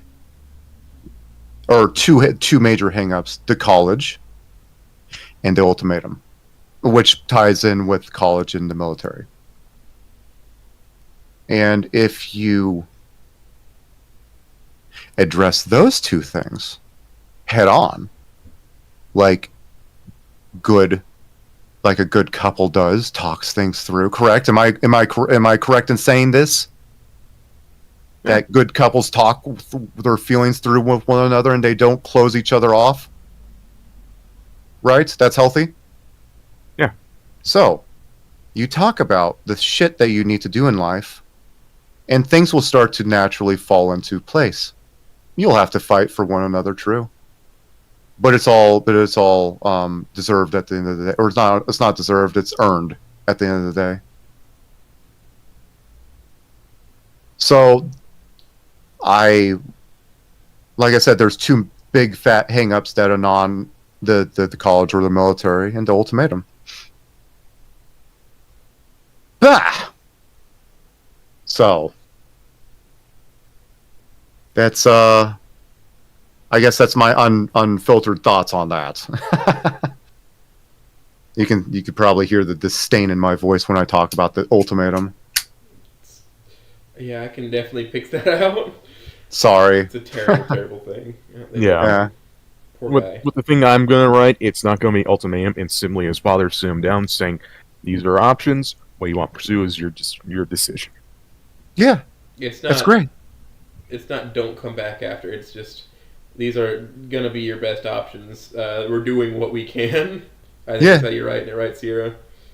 Yeah. Just Like, explaining that what Sudan they're is doing just right gonna now sit him is down and tell incredibly expensive. "Look, these are your options. As for what you do, it's your discretion, son.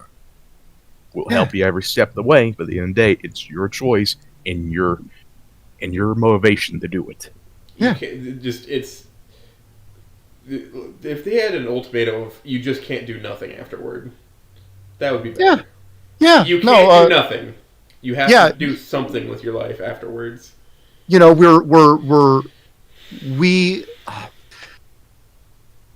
We're spending a lot of We're- money to get you Mhm. to this safer spot so that you can continue your education and learn. yeah, and Don't do nothing with it. Don't waste the chance. the safer spot is an interesting choice of words as well. Skinrow would not be as I would. Do you think he physically went out to check the apartments, or do you think he found an area like this is mostly No. people like us? No, Yeah, he it's fine. 100% said It this was is a like- human settlement. This 100% is a human settlement, So it would be okay. or like in Swan's Fix, which I actually like. It was a- It used to be a decent place, but then it just got overrun by crime. That's an interesting take as well. I like that Mhm. idea. Yeah, Um, that's the take I like. My When he lived my in idea- Volcadera, is my- okay what- place to Skinrow be. used to be a nice place, but as decades have gone by, urban decay has taken over, and now it's fucking Skid Row. now- it's just the bad place. Yeah. Skinrow Trudon in and my Skin Row swapped places. now Skinrow in Sweet Memories is interesting because Skinrow actually has racial motivations as to why it's so bad. It's to do with coming chapters, but to give, I don't know if this is a light spoil. I guess I've said it a few It's on your times in Sweet discretion. Memory. Yeah, if you're yeah, this is a light spoiler warning, but it has to do with chapter 15's or chapter 14's. The words "the Skin Row raids." It has to do with that.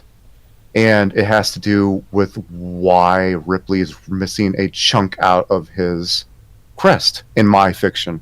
I understand it in E4, it's from the bowling alley. I have a slightly different, more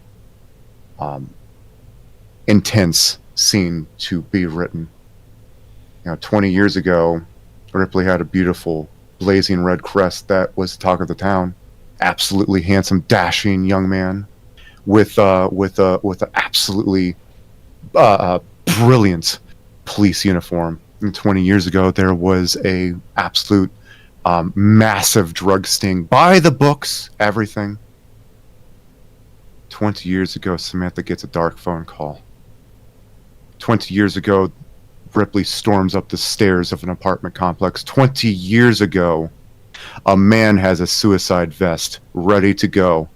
Please don't do this, Ripley begs. I have a family. The human smirks. So did I. Darkness fills Ripley's eyes.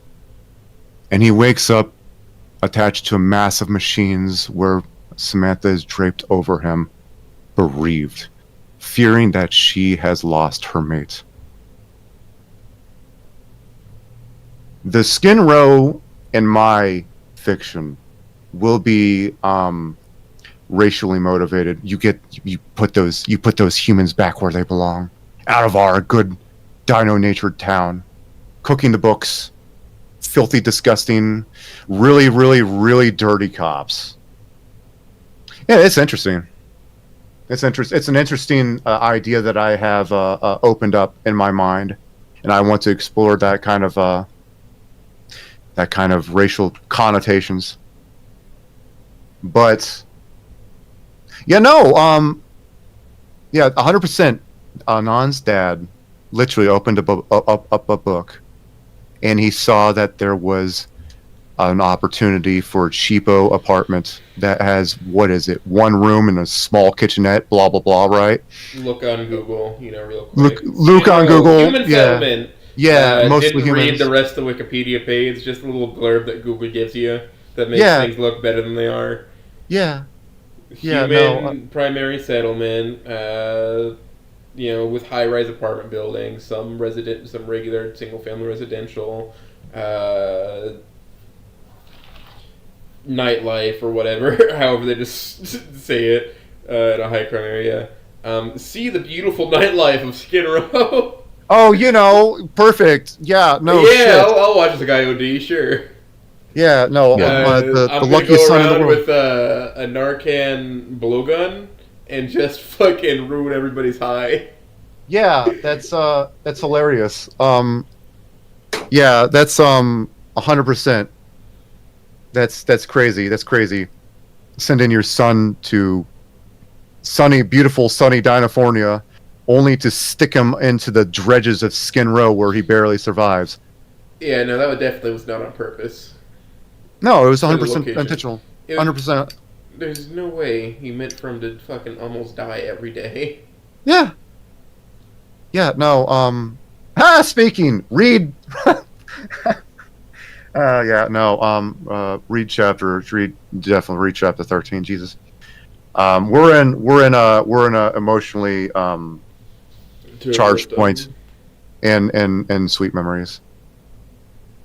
And now we're looking at what are those beetles on the background behind me? Oh, I don't know. They're bombardier beetles, and then now we're looking at Pachycephalosaurus whenever it comes up on the stream. Awesome. It's Yeah, sticky. yeah, it's comfy. It's comfy. Oh, yeah. Well, you around the holidays, you never watch with your family just random dinosaur documentaries? Oh, I love dinos. I used to one of my favorite shit as a kid. My favorite one of my favorite dinos was the Leopolodon. Actually, it's just so fucking cool looking. I think one of the coolest VHSs that I had as a kid was the Walking with Dinosaurs. The Jurassic Era was my favorite to watch. Jurassic Era was always my favorite to watch. That little moment where the Allosaur just absolutely gets just eaten by the Leopolodon. Off the top ropes. Was it the Mosasaur? I thought it was might be a Leopolodon. Mosasaurus. I don't remember. I haven't seen that in a good while. Anyway. No, yeah. I guess those are my mental hangups on Snoop Game. And that's one of the main driving drama factors of Sweet Memories. And his parents aren't monsters in my fic. They're fuck ups. They fell into themselves in the worst possible ways. His mom withdrew into herself, trying to take care of dad, right? Who refused help from every possible way. Mm-hmm. More common than is as just. It's a scene that's all too real. It really is. It makes me emotional. Yeah. No, I had to. My grandfather. It's, by the way. I don't know if you have other questions for me. When it comes to the characters and how I write them. I haven't But I'm talked to willing- anybody outside of the Aaron family. Okay. As of yet. So Oh, okay. I don't Well, have if any you. insight to ask questions from for most of the rest of the cast. All right. 1 second. I gotta be right back. Go ahead and do the thing again. I've gotta step away for a few seconds. Sierra, you want to ask some questions? Oh yeah, I was about to ask Go for his thought process. I'm writing still on chat, but I'll wait for him to get back. Because I've said this before, Bears' Chet is one of the few ones I like. And that's saying something. I don't like sitting in the chair. You know exactly the chair I mean. Hmm. Funny thing to say. Funny thing to say. Of course. I'm a little. I'm falling out of my chair. Oops. Just sliding down.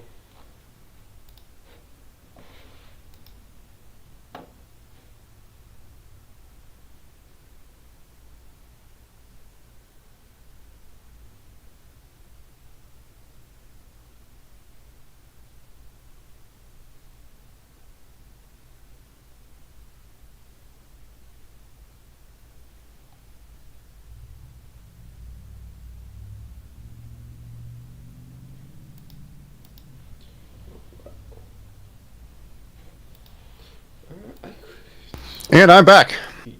All right. Excellent. Most excellent. And I have a question for you. And Sure. This is your writing process on Stella and Chet. Because Ha! I've said Chet. this before. Your Chet is one of few I actually like character-wise. Not saying something, because in the fic I'm going to write, he's going to be the main villain. Oh my goodness. How could you dare? How dare you? I have some plans. You have some. I These have plans. I plans. have plans that I cannot share with you because the haters would cancel me. I have plans. My Chet is my Stella and Chet are a way for me to. God damn, that's wow. That's all I have to say. That's amazing. God motherfucking name! Arwooga. Horby. Oops. So On anyway, Maine? that's great. That's great. For free? Yeah. No, not free. When it comes to Chet, he is Jesus. He's hilarious. He is a jock. He is a total, but he's a nerd jock. He's a total nerd. He's a he's closeted comic book nerd that had all that shit ripped away from him. Right? That's like, oh, my friends don't like this. Okay, let's just do other things, I guess. Right? And I'm going to have a lot more of them. Don't worry. My writing process on Chet is that he was introduced to Stella at a house party.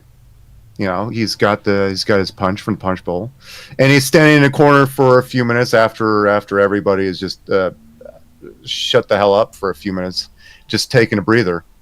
And Stella comes up to him. She's at the house party too, coincidentally. She comes up to him and she asks out of nowhere, "Do you like Gundams?" "What's a Gundams?" And she goes off on a 30-40 minute nerd tangent. And Chet is enamored by the nerd. And she starts to get him into, in an endeavor to understand what Stella likes more.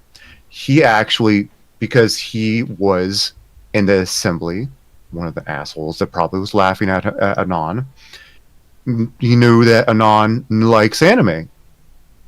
Stella likes anime. What anime would Stella like? He doesn't know. He wants to go ahead and get into something so he has a reference point as to what she's talking about. Dragon Ball. Yeah. He likes mech. He likes mech animes. He likes Gundam. He likes all the mechs. He likes all the mechs. He likes all the shonens. You better not bring Darling in the Franxx into this. That was some of the most mad tier shit I've ever seen. No, I actually did not name drop it, but G Gundam was referenced in one of the chapters. My favorite. Absolute. I love G Gundam so much. But yeah, that's Chet. He's more or less a nerd jock, or a jock that has been brought over to the nerd side, and this is all in an effort. Whenever it happens, when I make Park at 3, to write quote unquote better Cynthia.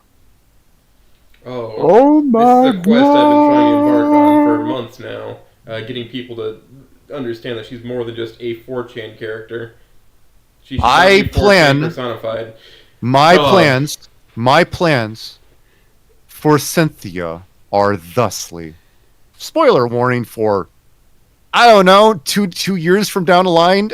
I don't know how long it'll take for me to get there, but it'll get there. Fuck if I know. Cynthia is her father's biggest fan. She is a sports nerd, just like her, just like her. She's shitposty. She's 4channy, but she bathes. The horror. Oh no! She bathes, and she's a good girl. Hallelujah. She loves her dad. She loves her mom. You know, she'll be at the sports ball game, and the basket foot player will throw the hand egg, and she'll say, "Sports ball, hell yeah!" And Chet will say, "No, Bean Sprout, not like that. You have to really put your chest in it." And he stands up, puts his in. Perfect. Yeah, football. Yeah, or sports ball. Yeah, that's exactly their dynamic. Yeah, that's better Stella. That's the core to her. Green is not a schizophrenic commando either, as written He's by just a some weird, people. outdoorsy kid. Is Yeah, he's What me and the group around me have decided is he's just like an outdoorsy kid. Cynthia and Green are just kind of standoffish to other people. yeah. They're awkward, but they're not malicious. They clean themselves. Green is a He is a smells total like mama's. mud. He is a total mama's boy. He is an absolute mama's boy. He loves his family. He's a well-adjusted, well-to-do son. And it's funny. People ask why the middle names. What is so significant about the middle names of the main cast? Well, Samantha Jane. Her maiden name is Lockhart. Jane. Lucy Elizabeth is such a beautiful name. I just couldn't pass it up. Elizabeth is my grandmother's first name, and I wanted to put that in there just as a thank you to her. Jane is her middle name, and I wanted to do that as well as a thank you to her for loving me the way she did. And Jonathan is another very late member of my family. Pillar of who of my grandmother. I wanted to incorporate that into my story because I had a more personal touch, and that makes them all the more personal when I write them. So there's your answer. Yeah. Such Maybe get a little bit of green lore there, because that's what I think is peak green. It's just he's an my brain outdoorsy just kid goes to whose he's Arma a- killed. He's an He outdoor likes kid. his museums and he likes going camping. Mm-hmm. Yeah, he'd definitely be an Arma player. And- my thoughts on him is he smells like mud. Mm-hmm. He's one of those outdoorsy kids. He doesn't like spending time inside. And my Melissa will not be a product of a horrible night. My Melissa will be loved by her mother and by her father. I think meme couples should burn. That's just me, though. I know it's funny, it's hilarious, but it's canon. Bears, it's canon. Fuck you. Cameron did it. Oh, I don't care. Kanyesaurus can burn. Fuck him. Yeah, like Cavenon says, all T-Rexes look Did like Mo. literally- I reject your literally- reality and substitute my own. He No, literally- all T-Rexes look like fucking Tiffany.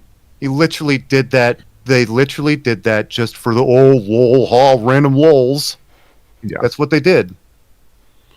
Nacer and Just Naomi. fucking- They put in there as a meme and people take it as gospel when no. Yeah, that's exactly Q&A isn't gospel. It's just Yes. giving some insights and some 4chan memery.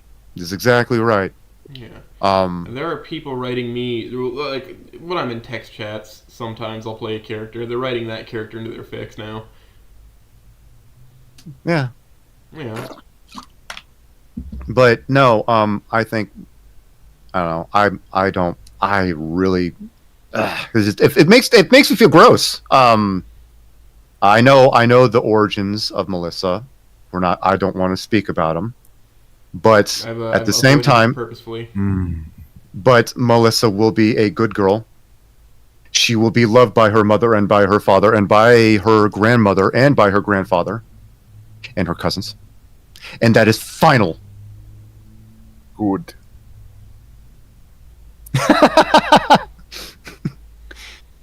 So that's just a fact of life, baby. So, and I wanted to give a more personal touch to the middle names.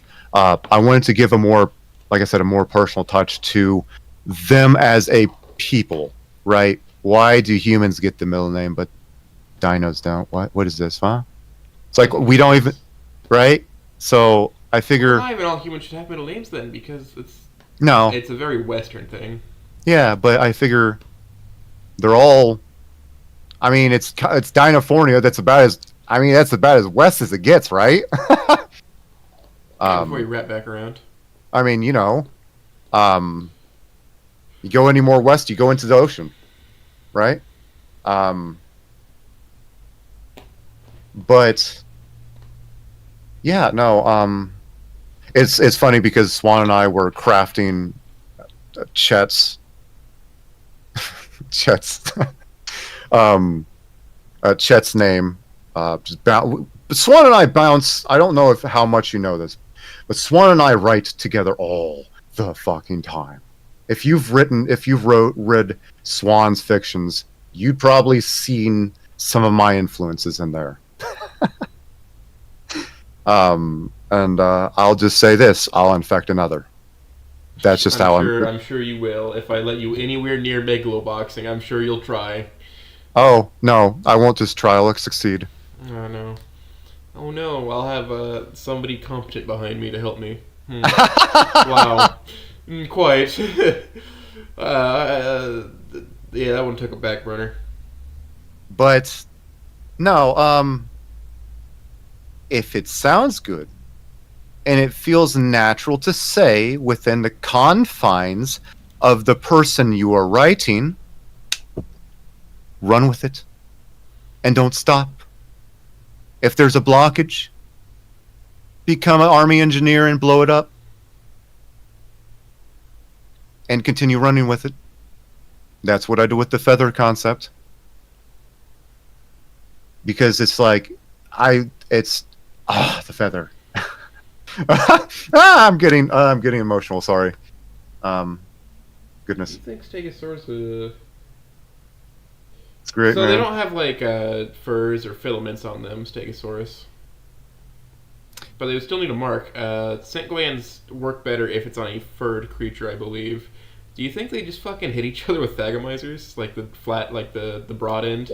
Well, like bashing each other over the skull. That's hilarious. No, not like just Just like little that's like right. a little pinprick pattern essentially from the tips. That of would their be tails. interesting. That would be interesting. Because, like, I have the a, distance and like overall shape would be different depending on the individual. I'm sure. it's during the season, during the heat week, during estrus season, there's a build up. The build up is called heat week, and that's where everybody just gets ready. You're right. Your body's adjusting, right? Your body is adjusting Will to the all different these. species have different times of heat week? Yes, they would. There's no way it's all happening at once, otherwise society Oh would shut no, down. no, that's touched on in chapter 8. You don't want everybody. It would be pandemonium. Everybody having sex with each other on the streets, wouldn't it? You know. But yeah, and I write dinosaurs, saurians, as stronger as humans as a whole. One of the reasons why I do this, firstly, they're dinosaurs. Come on, They're fucking they're awesome. they've got claws, they've got talons, they've got razor sharp rows of teeth, they've got spikes on their tails, they got tails. Okay, they got beaks, they've got plates, they've got clubs. I mean, goddamn, they got tyrannosauruses. They've got thumbs, some of them. Yeah, Wait, we have thumbs. wait, they have dew claws. They have dew claws. They got Jesus. long ass necks. They got weird, super high nostrils on their foreheads. Yeah, Just seeing, like, looking at the examples that are on the screen behind you. they're dinosaurs. They're stronger than you. They can't not be. So imagine like, Jesus, imagine like insurance companies after a bar fight. Imagine one of our bar fights, but you have clubs swinging instead of fists. Wouldn't that be Yeah. insane? Wouldn't that You be know, that That's or if you something that piss needs a to be large written. theropod off. Yeah, no, Oh, boy. or like you got road rage. You got people biting got- each other's arms off. You got road rage, and you got a brachiosaur or a diplodocus, and they get out of their car and they stand over you 20 feet tall, and they pick you up with their neck and they throw you across the road. Or they don't even have to get out of the car; they just unbuckle their They unwind off their safety hook, hard. Yeah, and they then unwind off their go safety hard. over and ask you for your insurance information. Yeah, exactly. Without even having to get out of the damn car. That's crazy. And see, look, Imagine there's a what dew happened claw to in the background. Just brachiosaurs like on that. 9/11. Yeah, it's yeah, no, it's just that's how I and one thing that almost comes off as almost a fetish in my works. I understand it's a fixation, not a fetishization. Scent is king to the dinosaur because that's your key identifier. One of the you haven't read the whole damn and so I'm just gonna say it. Right now we're in the hospital arc. Okay? Right now we're in the hospital. Something happened, you need to read it, blah blah blah blah blah.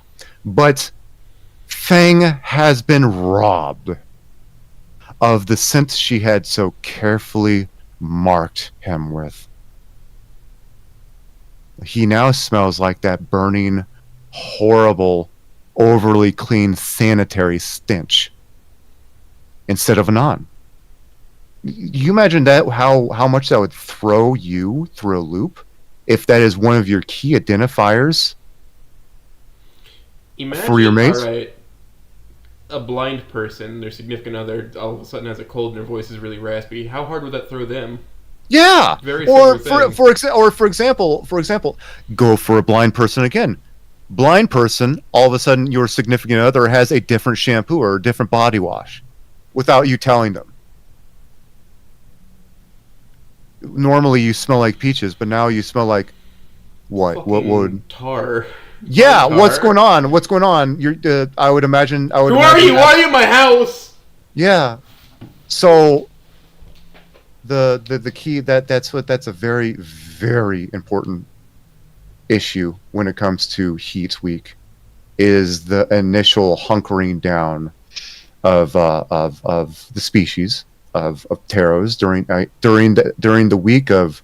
I actually have the damn week of it. I gotta get out my calendar. Let's see here. Got it right here, actually. I typically use the E4 timeline. The heat week starts on the first week of April, the 5th through the 18th. The 5th through the 11th is the build-up. 12th through the 18th is estrus proper. And that's the let's get down to business time, where all the hormones are ready and we are ready to get on this thing. And do the dinosaur, as it were. Yeah. Fun yes, stuff. I will. Waiter, get me 2 more. But Waiter, Chet's more dinosaur love stories, please. yeah, no, I adore writing Dorks in Love and the drama that goes with it. It's fantastic. It's hilarious. But yeah, no, I guess that's my two cents on a lot of things. If you have more questions, like I said, I'm down to do whatever for a while. With the shticky, Sierra. Oh. Stick 'em with their slappy hand. Oh, my I mic's guess picking up. a good question is, does Leo exist in this? I don't know how to write his character. I don't know what his character other is other than he looks cool. Leo didn't get to have a depressed. character in Pure GBH. depression. Yeah, no. If here's the thing, if during the rewrites, I can do a quick character study, well, fuck it, yes, he'll be put in. Well, you have your foremost expert here, in Sierra. Yeah, like I am Mr. Leo simp. I have pretty well pegged down what Leo's character is. Okay. He has seen tragedy to the point where he has grown apathetic of life. He is depressed, and it's only recently he's starting to come out of that depression to the point where he wants to do anything again. That's interesting. Okay. So he's a total. So he's a total. He's a Fuck. doer. Everything doesn't matter anymore. Basically, is that what you're telling me? He was in that place for a long time, to the point where he wouldn't even get out of bed, but it's only until recently he started to move past that. Because a little bit of background for him. His mother passed away. He really loved his mother. That destroyed him. That would absolutely destroy me too. One of my greatest fears, one of my absolute. Actually, no, it is not one of my greatest fears. It is my greatest fear, is being alone with myself. It is me losing my family. I have this very, very vivid nightmare vision of all of a sudden my family is just gone, died, whatever, blimp crash, I don't know, something weird disaster, right? And I'm sitting there, and I'm figuring out what I'm going to eat. I go into the fridge. There's a container of leftovers that my mom made me. I bring it out, and there's a note. You know, this was made for you. I love you, honey. I put it on my plate. I heat it up in the microwave. I sit down, my fork and knife in hand, whatever it is, and my hands start to tremble. A sniffle. I take my first bite. Another sniff is another sniffle. As tears start to roll down my face. It's then that I realize I'm alone. And that's right there. That's why you see that? Did you feel that? Mm-hmm. That is a fear I have That is very much so a fear I have. Yeah, You and that touched me on a personal level there, man. I Yeah. have that fear too at times. yeah, and that's I could write Leo like that. That'd be because Leo would become me in that situation. That'd be interesting. Yeah. I could speaking of characters that exist that are controversial, we could say Bring Nick Siege. Oh, Nick. Nick exists in my fiction. We don't have problems with Nick. Okay. Yeah, this is not controversial Uh, to us. okay. Will I be am the so certified Nick lover. We're Gucci. happy. You like everybody, Sierra. I don't like everybody, You like but Nick basically is one of my favorites. Nick, for whatever reason, Nick. I'm not saying all the time is a bad phrase to use when it comes to everything, isn't it? But a good chunk of the time, Nick is used for a drama vehicle, an unnecessary splitting up Anon with Fang vehicle. I find in a few fictions that I Yeah. don't particularly like. Nick, in my case, she's lead singer, she's lead guitarist of the Swamp Babies. She is and has been Fang's band rival. Fang's band rival. There we go. English is fun, isn't it now? Since middle school. They sometimes collab together. That's it. They are on terms. They are on friendly terms. There you go. Friendly enough to shit talk each other. Friendly enough to call each other a blueberry whore and a feathered bitch. Fucking Colgate skank. Yes, exactly. God, I love Fake friendship. it's very much that kind of a friendship, or it's that much kind of a rivalry. You know what I mean? Are Friendly hold rivalry. on. Yeah. Sorry, I'm jumping around. I just thought of something. Stegosaurus had amongst the smallest brain per body size of any dinosaur. Yeah. Are you going to use this information?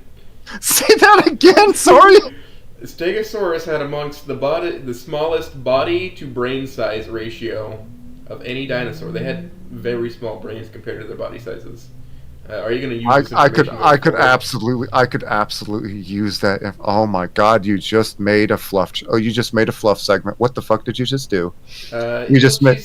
She's a little bit airheaded. Okay. So here's the setup. Here's the setup. Active fluff and the actually live fluff recreation right now. Okay. I see this. After the party, they talk to after the house party. Chet and Stella talk to each other, and Chet starts hanging around her a little bit more. He finds out that she's in the gardening club. He comes out for a bit, says, "What's this do?" Blah blah blah blah blah. Stella notices he's got muscles. She doesn't have a small brain per se. But boy, howdy, She's very does that one brain cell go across her brain like it a hits paddle the ball? corner of the screen. I can Like a use paddle them for ball. Work. Oh my God, I like can make him do things. Pick up the the amount of- trowel. he can. What can you do with those muscles? It's like all the more to lift you, dear. That's funny, but I like the idea of her not immediately catching on that he's like flirting with her. Oh, I can reach up higher spaces. yeah, no, he's my giant boyfriend. My giant boyfriend can get the tools off the top shelf with ease.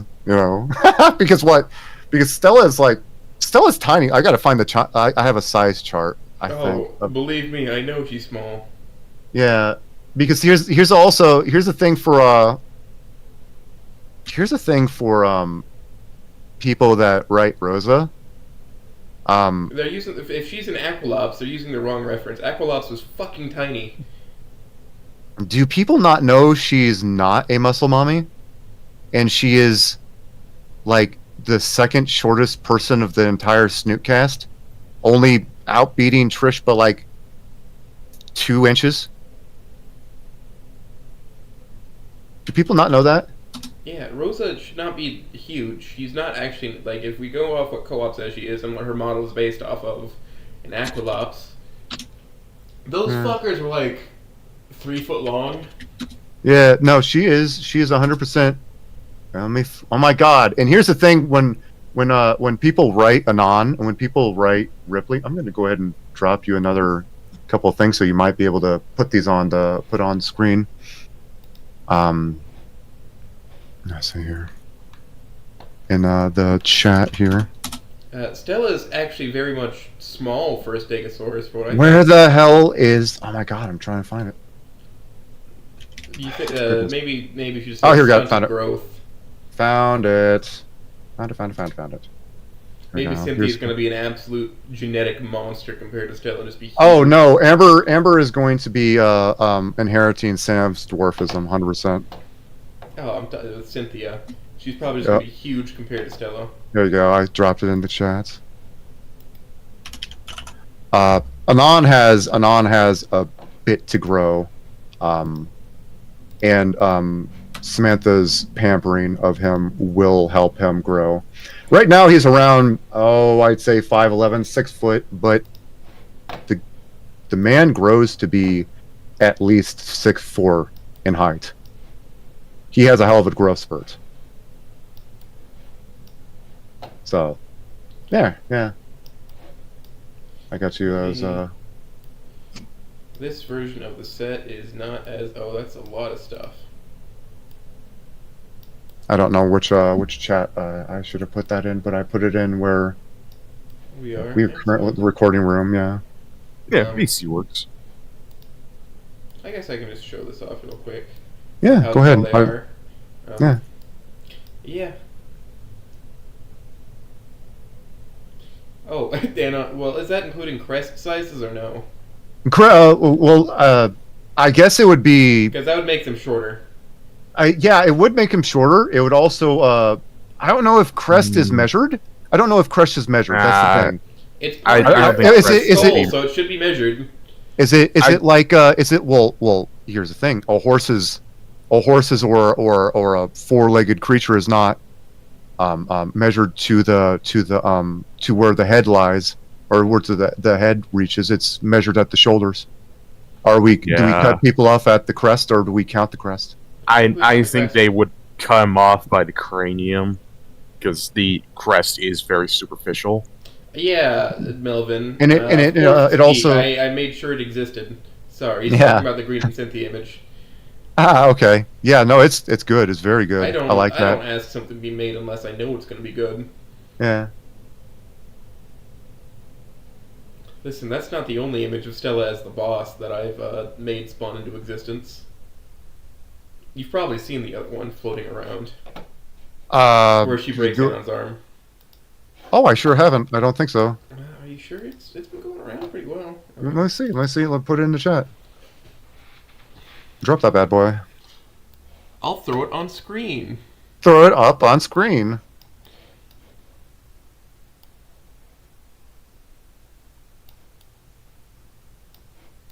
Alright. I have very singular tastes. Well, I guess if Ramillo's showing off what we Oh, we got have. MSG. That's great. Metal Gear Solid. Yeah, I don't see. Funny enough, I never got into the Metal Gear Solid game series ever. You The only game I played was 5. And I was very confused. You gotta try it. Yeah, I really do. I'm going Because through. here's the thing, 2 games that I love, I wish Capcom would bring back and not fuck up like they did My Dragon's Dogma, which is just a tragedy on an immeasurable scale, is Lost Planet.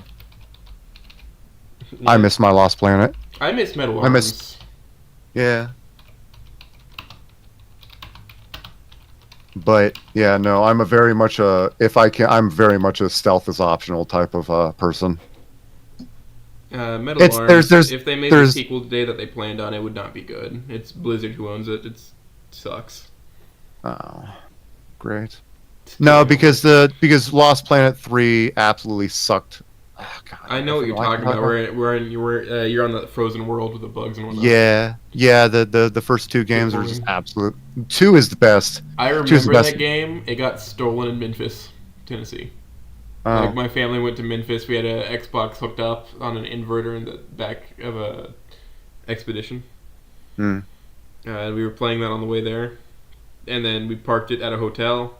Somebody broke into the expedition. Didn't steal a car. Stole the fucking TV and Xbox. Amazing. Absolutely amazing. Absolute animals. Yeah.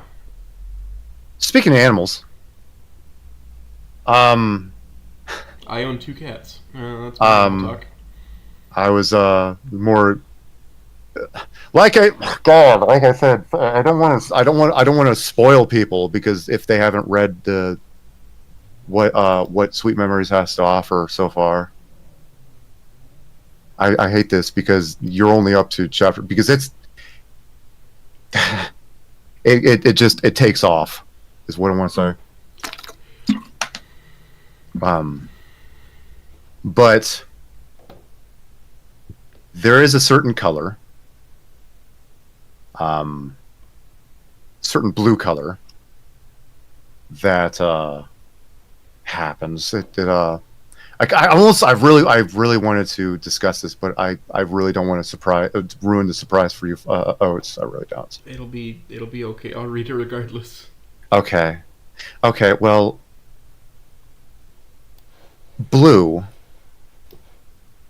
represents the worst of every fandom possible. That is his character. Blue is he doesn't even remember his own name. He is so very far gone that he does not see a blue stegosaurus in the mirror anymore.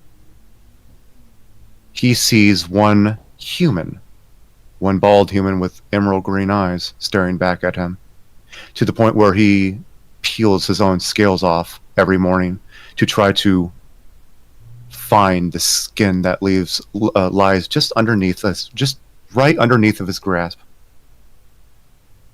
Blue believes he's Anon. That's who Blue is. That's what makes his his Psychopathy? absolute. That's what that's what drives him. He has been brain broken so hard that he does not remember his own name. You've accidentally stumbled into the territory of Phantom Pain, by the way. Is that what I've done? Yeah. Oh, I didn't realize that. That is, Um, you are a medical doctor who got taken over by the fucking memory of Big Boss, basically. Oh, You've that's been what that. Oh, that's right. They've changed. They've hypnotized you. You think you are Big Boss. Yeah. Okay. You've That's wandered into it, which is it's great. I like that plot point. That's interesting. Okay, but the what Blue represents is the absolute worst of every and we all know what I'm talking about when I say the absolute worst of a fandom. That one member or the one few members that drag the name through the mud. That we just want to chill and like say, hey, look at this cool thing. Or hey, look at this artist. Look what it did. But then you have the screeching harpies that say, "Oh no, you can't do that!" Blah, blah, blah, blah, blah.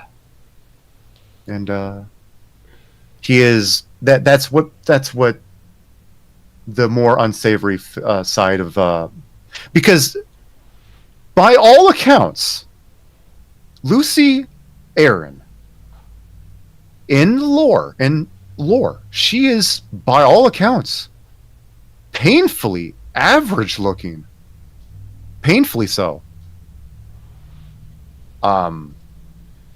She's not by any means. She's not hard to look at. It's just Yeah, she's just painfully average when it comes to tarots.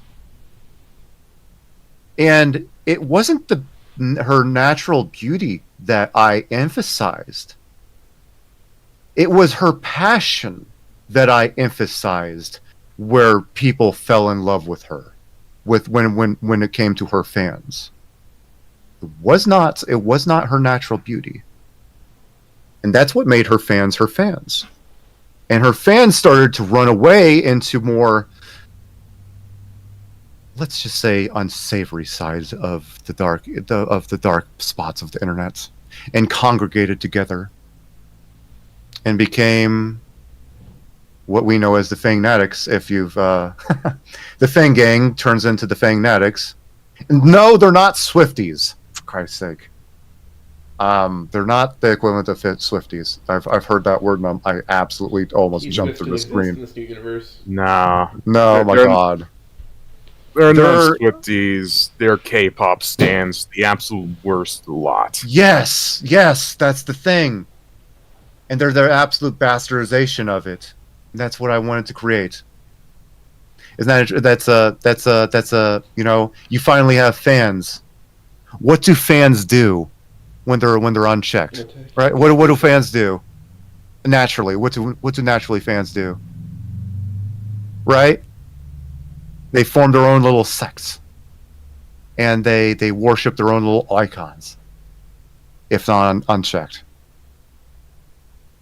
Every fandom has to deal with this. Am I wrong? No. Yeah. So I figured, why not? Let's and the prom speech. The prom speech just I was I was blubbering when I wrote that, by the way. You could probably tell the bits and pieces where I blubber onto the page. For example, in chapter 15, I have one note when Anon woke up for like 15 seconds, and before he falls back asleep into his tired, right? When he says, "Don't cry, sweet truth," right? I had one note through that entire thing, and I reminded myself. I typed in all caps, "Weep." Make myself weep and make my audience weep. And that's what I did. I literally, I weeped through that entire segment while I wrote. Oh. Yeah. No, that's what I do. My documents look like a schizophrenic dream. Because I don't know how the chapter will progress until the chapter progresses. I will start to write the end of the chapter, the conclusion, and then I'll start to write the middle, and it'll just look, it's just disjointed. I don't understand how people go into a document and write all organized like. Where's the chaos? Where's how do you yeah. Put that out. Yeah, exactly. This looks good. Why do you have to write more? I don't understand that. And what I'll have to do into the documents is I'll have to put notes for myself. Still, like they're like sticky notes on top of a fridge. Your Farian shared with me like literally part of literally one of the Google docs. Yeah. That while he was working on that chapter of Puppet Game. Chapter 15. I think I have it right here. Literally, I say, what is this right here? It says, to anybody that's in this docs other than Swan, who is my editor, take notes that this place is going to look like a war zone until shit falls into place as always. I also note that I leave notes for myself everywhere so I don't get insane. Well, more insane than I usually am. Literally, some point right here it says using my brain is like cold starting a chainsaw. Sometimes you gotta suck on it. Yeah. But yeah, to sucking on a chainsaw. No, it's I said it's like cold starting a chainsaw. And I said sometimes you gotta suck on it, and you said yeah. Well, yeah, you gotta get the juices flowing somehow, right? Yeah, try unwrinkling a water bottle with just your hands. Right. Now blow into it. Right. It's so much easier. See, one blowjob is all it takes. I love that. I love that so much. I love that so much. That joke. That's great. But no, yeah, it's I don't understand how people can write all organized and shit. How do people plan ahead? What is this? I have a bunch of plot points floating in my mind that I get to them when I get to them. Yeah, They've been in my mind for months, and they're making me go insane. So I need to put them on paper, but I just don't have the motivation to do it because I'm in the middle of a few things. Happens. yeah. Right now, I'm in an arc where I cannot write what I want to write. I want to write recovery fluff. Damn it! I want to write it so badly I could scream, but I can't because I'm in the hospital. I'm the characters are in the hospital. Can't write recovery arc while you're in the while you're in the hospital. English is fun again, I mean, you could write a recovery arc in the hospital. but at the same That's time, not I the want main couple. yeah. But let's just say when you get to it, you'll see what I mean, what I need to write. But I'm happy to say that the rewrite is going very well. Now that I know how to write the cast, now that I'm not afraid to write the cast, I can put my full weight into it like I should have in the beginning. But at the same time, I was still learning how to write. Yeah, I get you there. I still, I'm gonna be honest with you, I still don't know how to write my characters that I came up with. Yeah, Let alone other people's characters. That's a wild prospect to me that people are able to do that so well. Yeah. Yeah, it's I have a certain way. I have a certain way that one second. I have a certain way that I write Lucy and Anon. And no, Anon isn't a bottom, Thing isn't a top. They're both switches. It's just the biological restraints of her wings on a twin sized mattress. It would suck, wouldn't it? Yeah. Having two surfboards attached to your back. Imagine that. Be better off using a post to get on top of. Yeah. Fucking. So like, grab a railroad tie. yeah. So one of the reasons the tarot nest exists. That's hilarious. That comes the Jurassic Love was the introduction to a lot of things. Sweet Memories, at its core, was supposed to follow very loosely the timeline and the events of Jurassic Love, but at the same time, Jurassic Love stopped having flashback segments. And I said, oh shit, we're out of string to use. What now? Right? We're out of reference material. That sucks. Speaking of other works, I guess, if other works I did, Down by the River was my first foray into writing something as a fiction. That was my first piece. That was Lucy performing what would be considered a mating dance for Anon. I think I read that Underneath. one. Yeah, have you? I might have. It's been a while since I've gone to like a really big rot. It's what I mean by rotting away, reading. yeah, It's been a while since I've done that. yeah.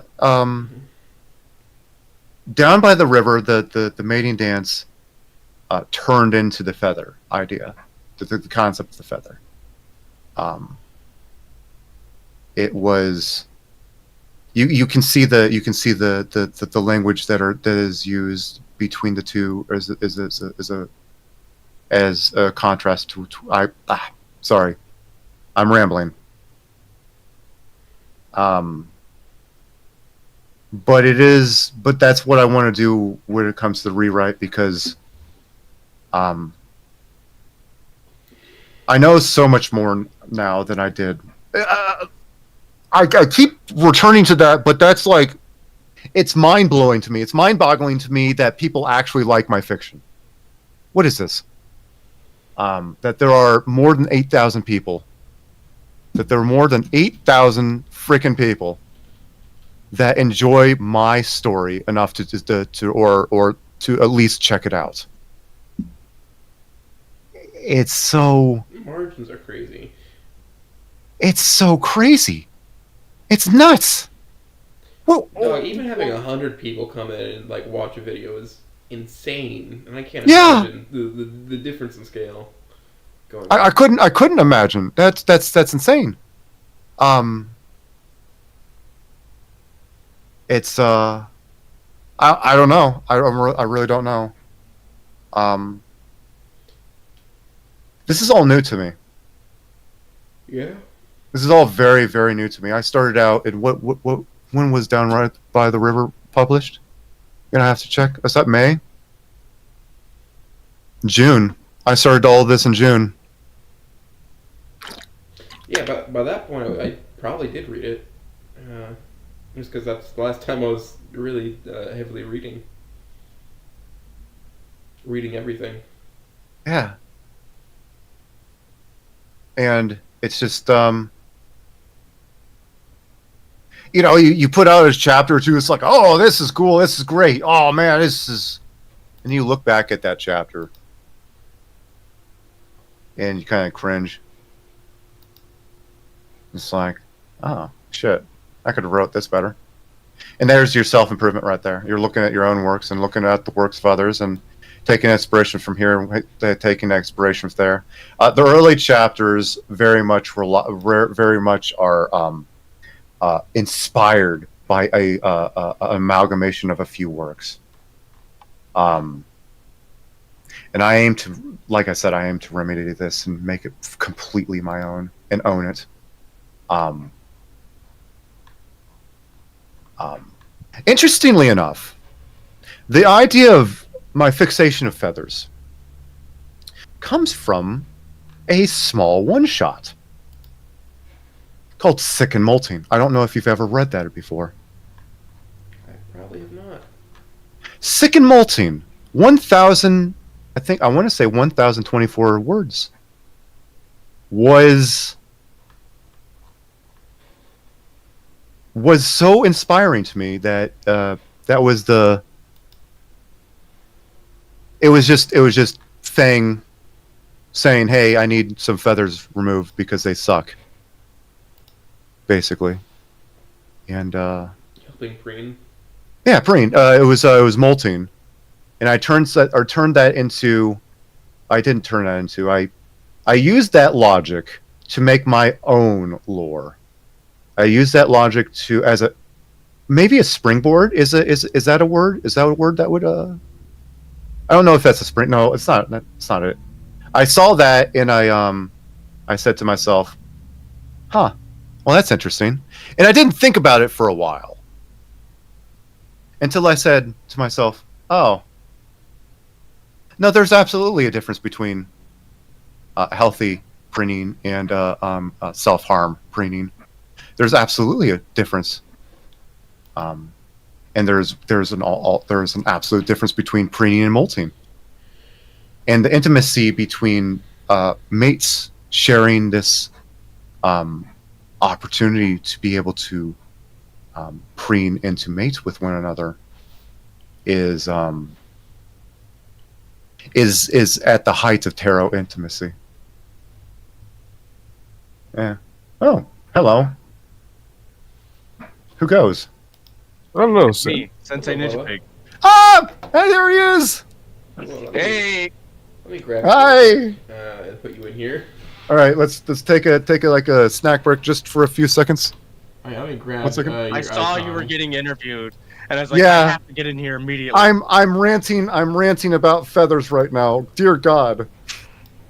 They haven't questioned me. All I'm doing is ranting. Listen, if you're already doing it, My you're doing the interview? thing. Did you ever see mine?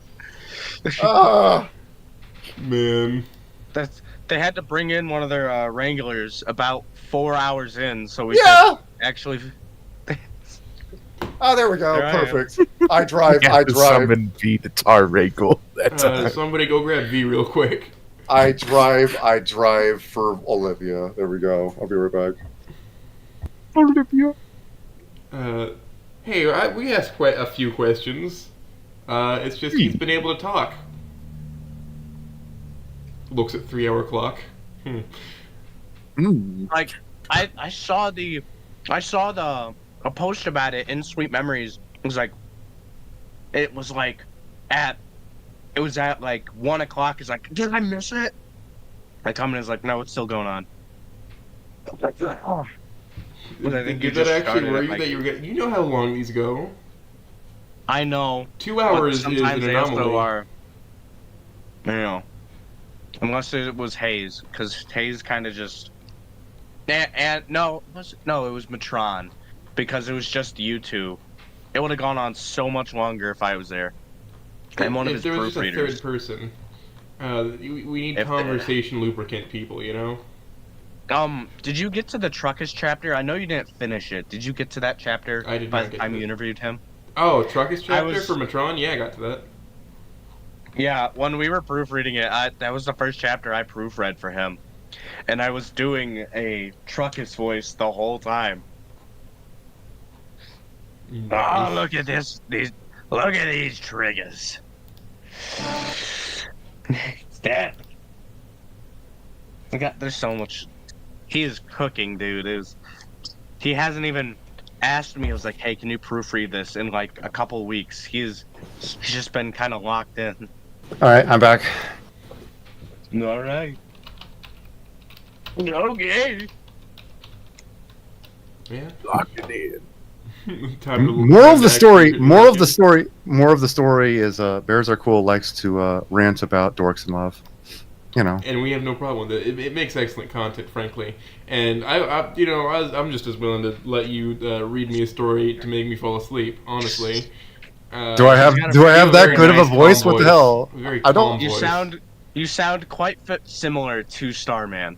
Do I To really? be honest, Do you I- kind of sound like Starman. You got Wow. about that same tone of voice. as No, him. not like Starman, but you do kind of. Alright, so. Imagine what would Uh, happen, Sierra, if you took Sarge and removed Farian from him. And that's about where we're at. I'm gonna be real. We sound alike. Like when my voice is lower pitch, we sound pretty similar. You want me to go lower pitch?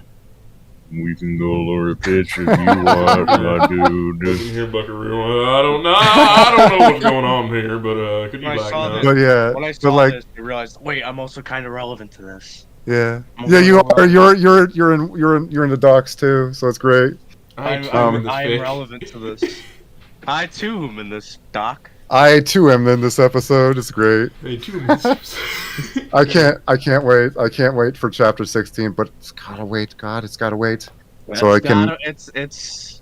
You What gotta. the hell is this you freaky gotta- creature in the background? Get out of here! Ew! No, gross. No. Sorry, the video I have in the background. If you don't behave, I'll make you watch anglerfishes having sex. That was still my. Ah. that was still my Is that favorite what's bit happening? from both Gator I, and yeah, I think that's an anglerfish. Because wait, let me see. Or is it an eel? I think it's an eel.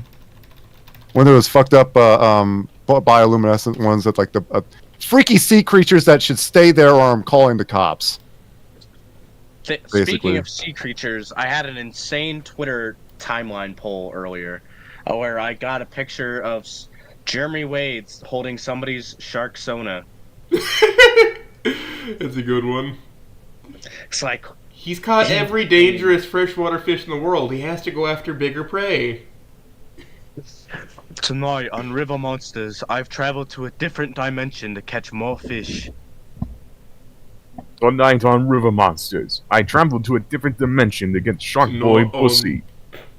I also want. Tonight on River Monsters, I've traveled to the Amazon to get dolphin pussy jelly.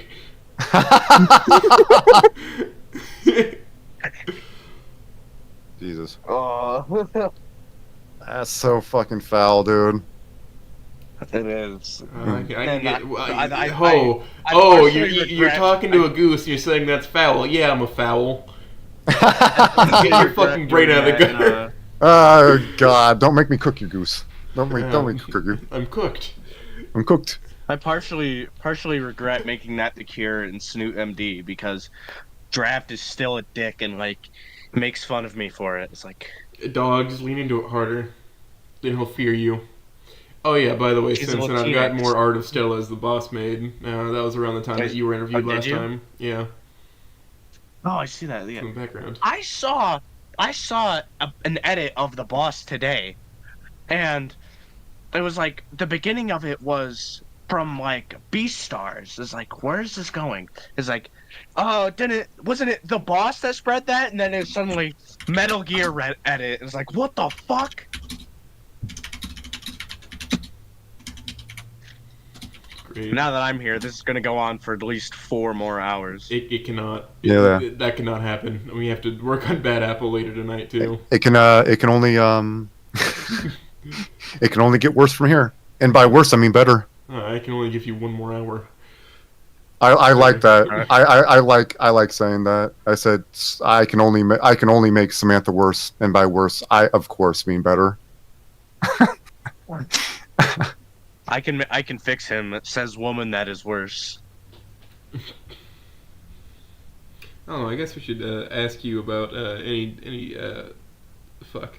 Why did you get into Snoot, huh? Was it just Pretty Dinosaur one? Is that it? I like the Dino Ladies.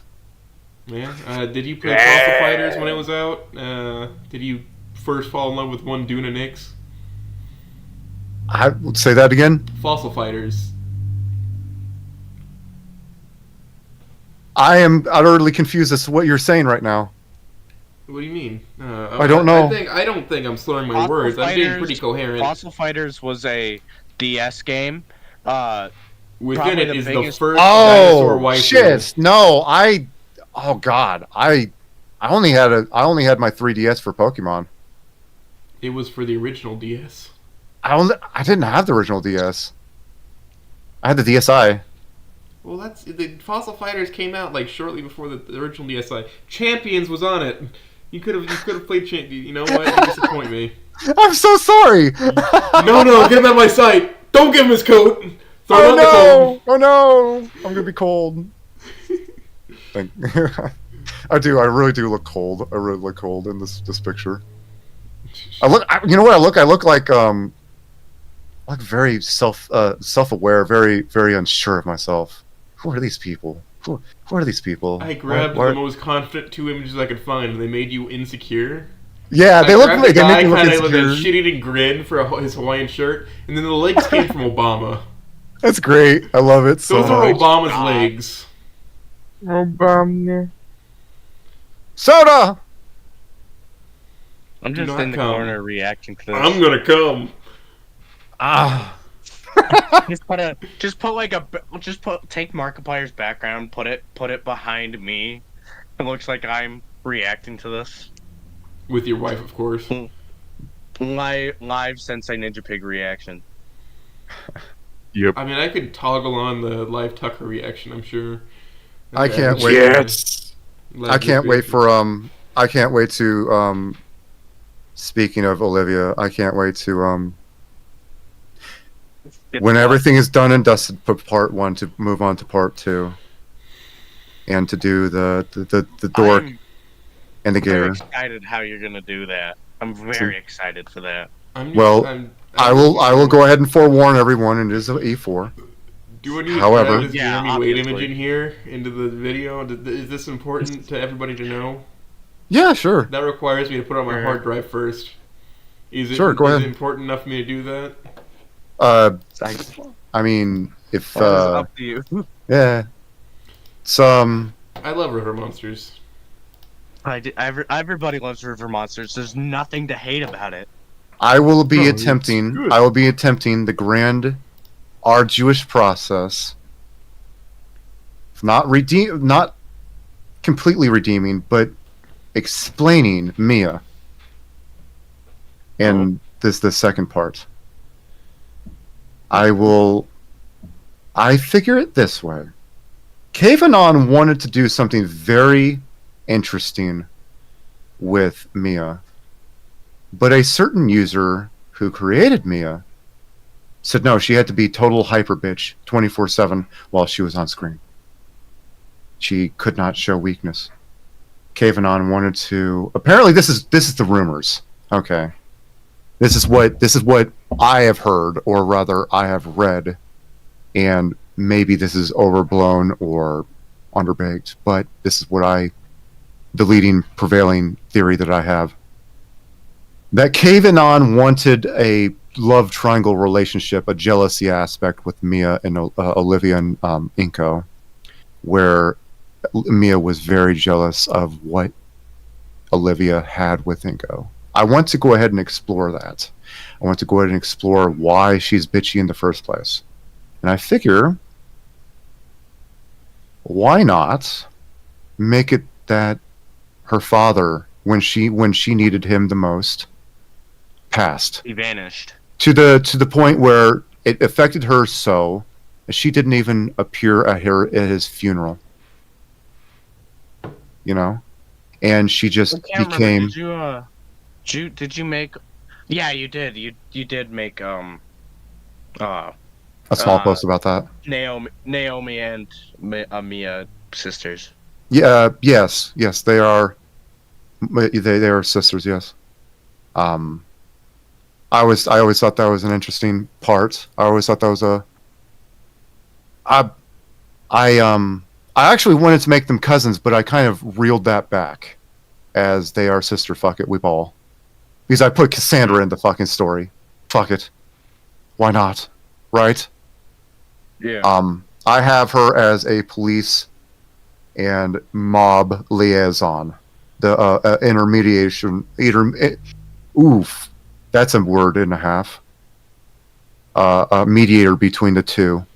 Because the way I look at it, the way I look at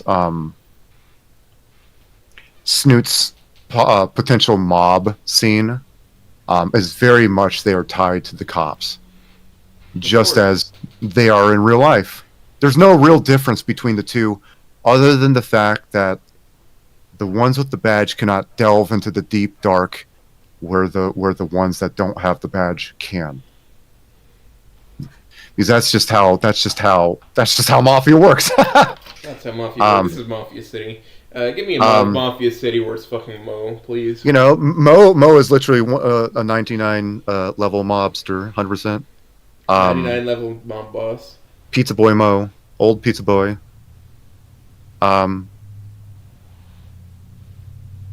Some those- people have asked a few things about does everybody get a happy ending in Sweet Memories? To which I'll say no. No. I'm surprised at that because I cannot take away certain things from. I cannot take away Trent's sacrifice. I cannot take away that. It is too no, monumental. Integral to the story. that just happens. Yes. He That was is dying integral. before we got there. Treasure's He's time we dying. had with him. Yes, and in Sweet Memories right now. Will it be a very extraordinarily hard-fought battle? Yes. There will not, no doubt. Right now, you're probably knowing because the Father Oates has not read past chapter 8, so I'm very, very hesitant to say anything.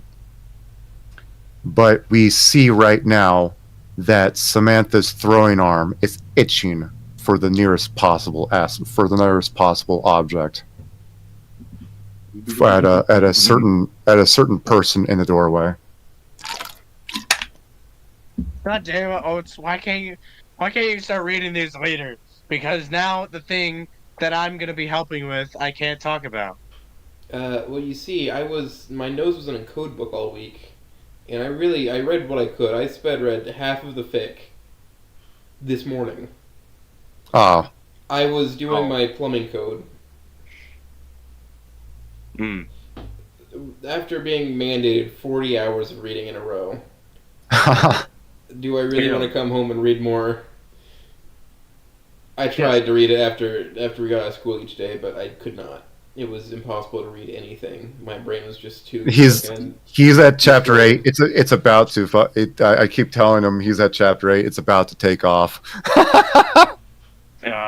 I've been trying to. Well, no, I've been enjoying it. I'm enjoying the story. It's just after the week I've had, I could not read at the end of each day. Like I. Do you want me to? You said I have an excellent reading voice. Do you want me to read it for you? You're just trying to pad for runtime so you can steal the crown. We're not gonna stretch it out that more. How much longer would we need to go? What? That 4 would hours? take. We're at 3 hours. It would take 3 hours to pass receiver K. It's hilarious. You just. I'm just having a great time. I'm just having a great time talking. So. Having a wonderful time. Having a wonderful time. I'll read it. Don't you to worry. I'll crank- read it. I'll read it.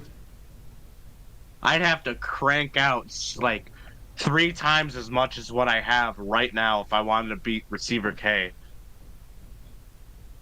I'd have to finish.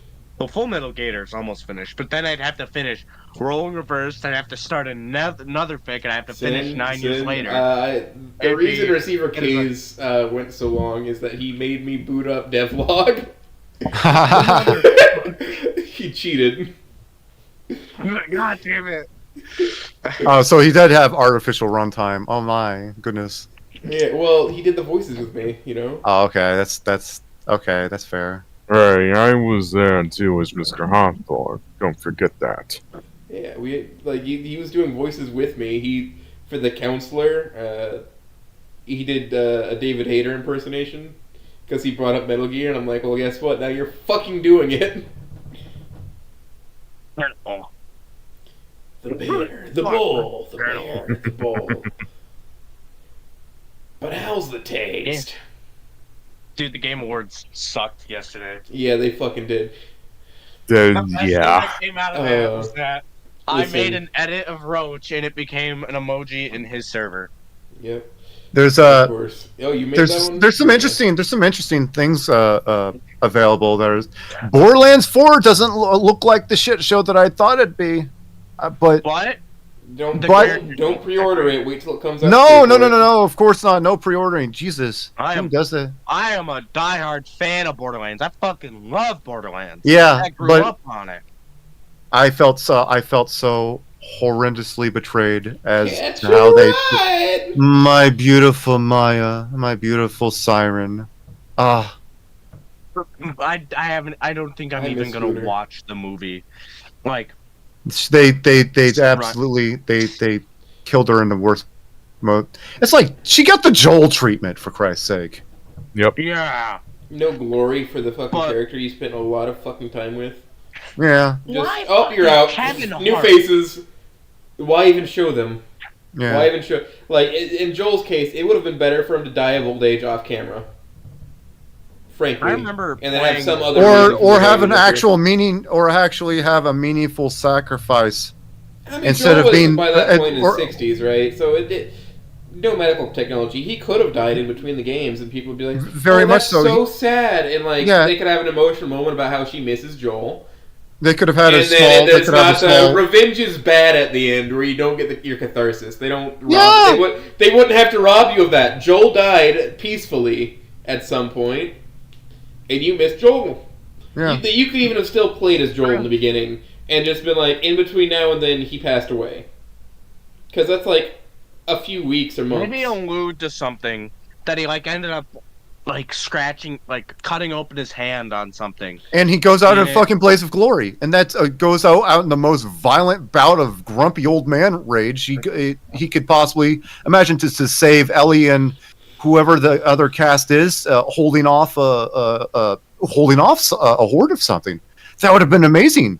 Well, Old like, man I dies. just- Old man too angry to die. Bullshit. Well, my thought was after the first game, say he rested on his laurels for a bit. He kept Ellie safe. He raised her, and then at some point he took a bow out from life. Yeah. No, not he killed himself. That he just passed away. Yeah, He no, doesn't but have to have he, he doesn't need a blaze of glory. He's already been through those and survived them. true. He could True, just that's- like succumb to a kidney disease or something that's reasonable. If That's they're true. like, yeah, he had like kidney fibrosis, you'd be like, yeah, it makes sense.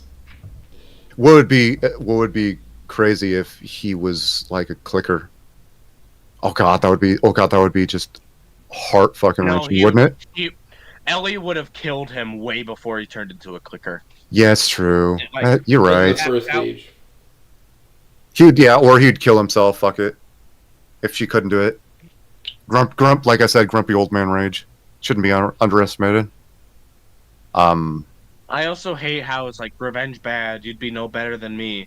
It's like he should have just pulled. You'd be no better than me. It's like I know. Good.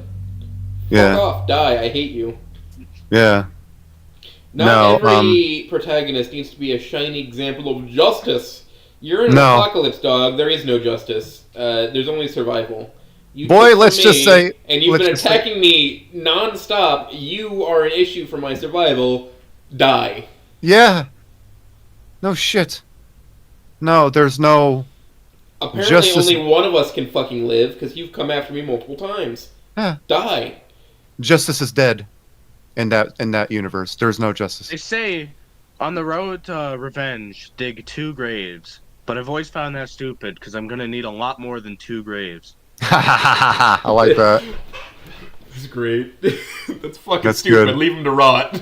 That's great. I like that. But yeah, I'm excited to see where Sweet Memories takes me next. It'll take you many places. It takes me places. World's Yeah. your I'm not oyster. gonna. I'm gonna have you, if you want to, like, say, like, who is gonna be in the next chapter. Oh, is You're this gonna have house? some- Sure, House sure, chapter? sure. I can go ahead and describe the next chapter if you want. You put house in this, didn't you? Yeah. Fuck it. Why not? Okay, it's for the vine. You know. A few things are going to happen in the chapter. I'm very excited to write. There's a reason why I'm on board with this. Yeah, What else would I be doing for this? I'm very excited to write. I'm very TV show excited to see. consultant. Yeah.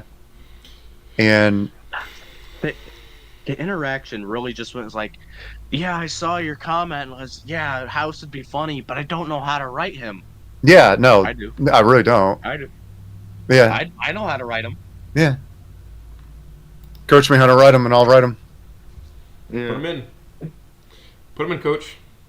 I might Yeah, actually no, rewrite the I figure- first I figure- chapter, so that house appears in Megaloboxing. I figured if you wanna House- fucking- I figure if you House want is me to going- hand that over to you so you can fucking rewrite part of the very short hospital scene in the first chapter.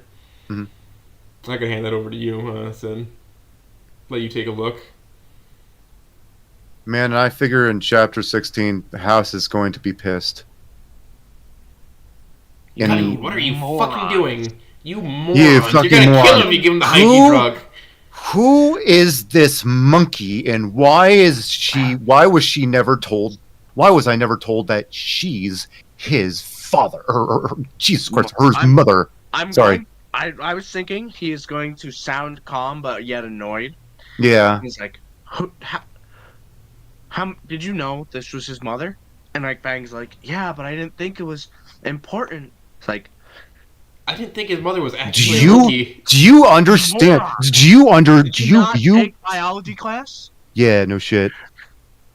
And all of a sudden, Fang has an introspective of like, oh, the things that I've chided Anon for. Is like He's coming just a back at fucking because monkey. He because- needs because, stupid things. because simians have excellent healing factors when it comes to taking physical abuse. It also bleeds into the fact that they can be very finicky on the operating table because I have it so that substance is easier to abuse by simians. They about overdose him. They fall into it easier. Say you have a drink or two, right? That's fine. That's great. But you know, you're at a party, but all of a sudden, you're But what if what if they're just more susceptible? Like, You're Yeah. waking up in a gutter all of a sudden. Yeah, so you that's- is know. that why? Is that why? Third drink Anon's hits your lips, a you're in a gutter. lightweight? Yeah, that's what I have the explanation why Anon is such a lightweight is because since he is half simian, he takes on the burden of not being able to process substances as easily, or rather, the addiction to them is more prevalent. If that makes more sense. For example, I don't think you've ever seen Proto Carla. My Proto Carla is absolute abject misery, is sadness. I think I've posted it a couple of times, and Do they fall into like shiny rock syndrome, where they have trouble multitasking a little bit, and that would be why she would be perceived as cold to Anon as she's carrying after his father more? yes, Like she has a very one-track mind. She can only do one thing at a time. She has very few things that she can do. Anon is the apple of her eye, just like her father, just like his father said. But at the same time, there is a broken member of the family that is far more broken to her initial analysis as a mother. Her husband is absolutely broken and is a problem to Anon. They become cold and despondent to one another. That's how.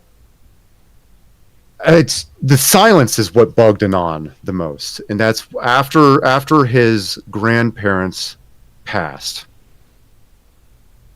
He started to fall back into himself, started to seek safe haven online, and he started to find a funny forum with the four-leaf clover as a mascot. It's just, and he started to, the Bulgarian car trading forums, and through this, he started to fall into himself socially, stunting his growth socially as well. Hence the reason why he was running around as Zorro in middle school. Small wonder that he wasn't expelled with the plastic swords and all that. But that's for another day. Between his cheeks. Yeah, it's hilarious. I love that. Yeah. Do the dweeb shaker. Come on, do the dweeb shaker. Come on, dweeb.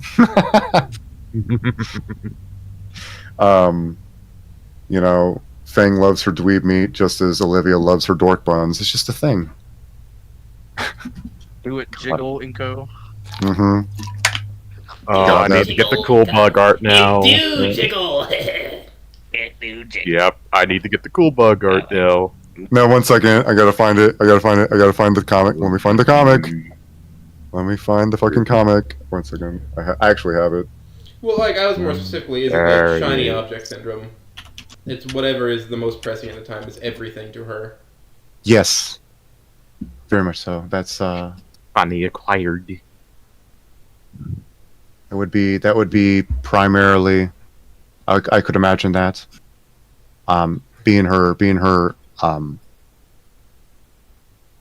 Jesus, I can't think. Sorry. I don't multitask very well. So you have shiny object syndrome as well. Yeah, kinda. I'm trying to find something and talk at the same time. Just go ahead and ask me questions. More questions, I guess. Okay, I have another one. Sure. How are you going to handle Lunara and Kiara? Because from what I know from what that certain individual you mentioned earlier did, Kiara and Lunara were originally supposed to be very different, supposed to fill a similar role to Stella and Rosa and Wani. They don't have a character as far as I know. They did, though. Yeah. You So look what I'm at going to the have to- VC chat, you can see what Lunara was originally supposed to be. And Kiara was Good. supposed to be a fucking fashion click chick. I see. That's interesting. Yeah. Ah. I do confer. That's interesting. Okay. Do Then I will 100% do a character study. Character study is needed, as a lot of things are needed with the comes to rewrite. I'll straight up admit this. My weakest character in the original run, the initial writing of Sweet Memories was Rosa. It's my weakest character, 110%. Excuse me.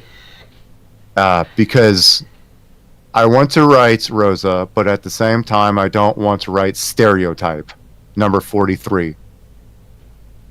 Does that make sense? Yeah. I mean, there's plenty of room for Yeah. doing that, but people will, of course, argue that that's not my Rosa. Yeah, Then go write your own. yeah. I understand. Sometimes there's nothing wrong with stereotype. Sometimes there's not. Sometimes stereotypes are a thing, but at the same time, I want Stereotypes for a to. reason, but not everything Yeah. falls into them. But I don't want to. I don't want Rexkin stereotype number 3 to say enchilada. You know, Obviously, right? she's more of a burrito. Yeah. See Yeah. Like, that. You See, don't that, or Chimichanga. I want to give her the justice she deserves. And if I can't give her the justice that she deserves, I am going to go ahead and say I'd rather not write her. Or X character deserves. yeah. It's one of the reasons why I am now excited to write Mia, because I can pull that around. There's enough. Can I- There's enough meat there, and it's hard to stereotype that.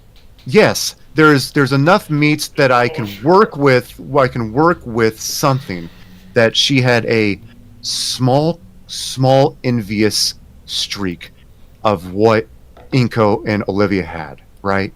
Olivia has everything, and all of a sudden she has more. Right?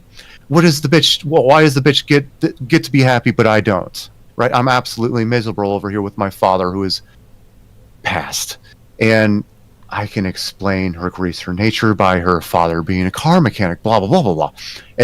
I can absolutely build upon that. I couldn't before, because I was stuck in the mindset that she was just bitch for the sake of bitch. Ben, however, is going to be difficult for me to write, because he is a stencil which you have to color in your own, which you have to color in. There are people that write a lot for him that you may be able to like talk to. Is like, hey, how do you characterize this guy? Mm-hmm. Yeah, because originally I was like, how do you write Ben other than playing guy number 3 with a hint of a relationship abuse, you know? But he's got a character. He's very plain, but I can understand it. Yeah, like the best way to flesh out Ben is to go with his mental issues, Mm-hmm. because it's clear he has been struggling with it for a long time. He's gotten good at hiding it, but not perfectly. It's exactly right. It almost reminds me of being manic in a way. Almost reminds me of bipolar disorder. I mean, that's Is what I've always had counted him having, is bipolar depression. Yeah. Yeah, it's kind of what I figured him, along with I don't know what the because you see the when was it pizza that got all over his jacket, or food got all over his jacket? All of a sudden it was a snap. And that's manic. That's mania right there. That's a manic episode. That's a snap too, right there.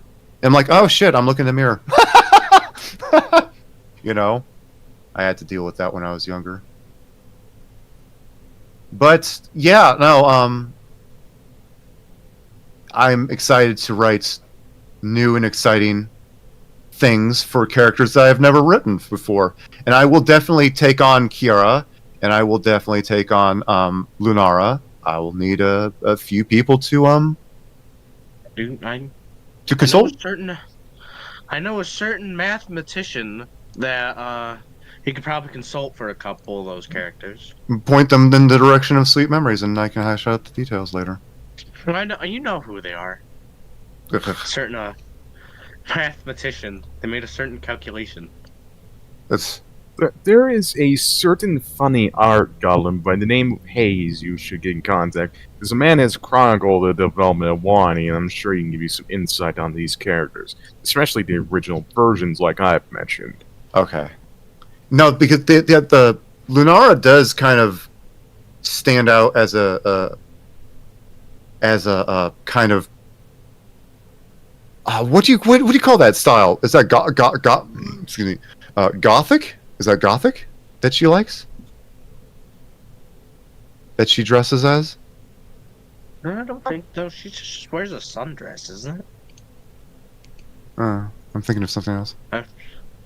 I've only ever Gothic. whenever I've written her, I've just mentioned her as like she's a crony. Oh, Frumer. Yeah, Frumer.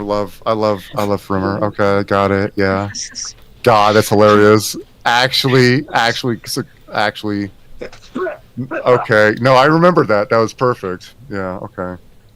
I remember that right there. He Calculated the size and density of Olivia's ass. That's amazing. Oh, you're talking about Flumer? 70 pounds of gear ass. Yeah. So he really likes Kiara, and he like often writes about Lunara and Ben. Okay. Okay. Because my comfort zone. I do like sometimes stepping out of my comfort zone when I write, but at the same time, I like the feeling of knowing my characters. Like I know that Sam. I know Sam is kind of. There's a screw loose somewhere. There's a lot of when it comes to writing Sam, there's a lot to be desired because there's just Housewife. She's really just a footnote. She's just a footnote in the main game. She's housewife. Yeah, she is a housewife. That's her character. She's housewife. Exactly. And I wanted to give her the justice she deserves, or at least I thought she deserves. And I love writing on Hinge Sam. She's my second favorite character to write. I could see you making a meal of that. Just enjoying yourself writing. Yeah, I do.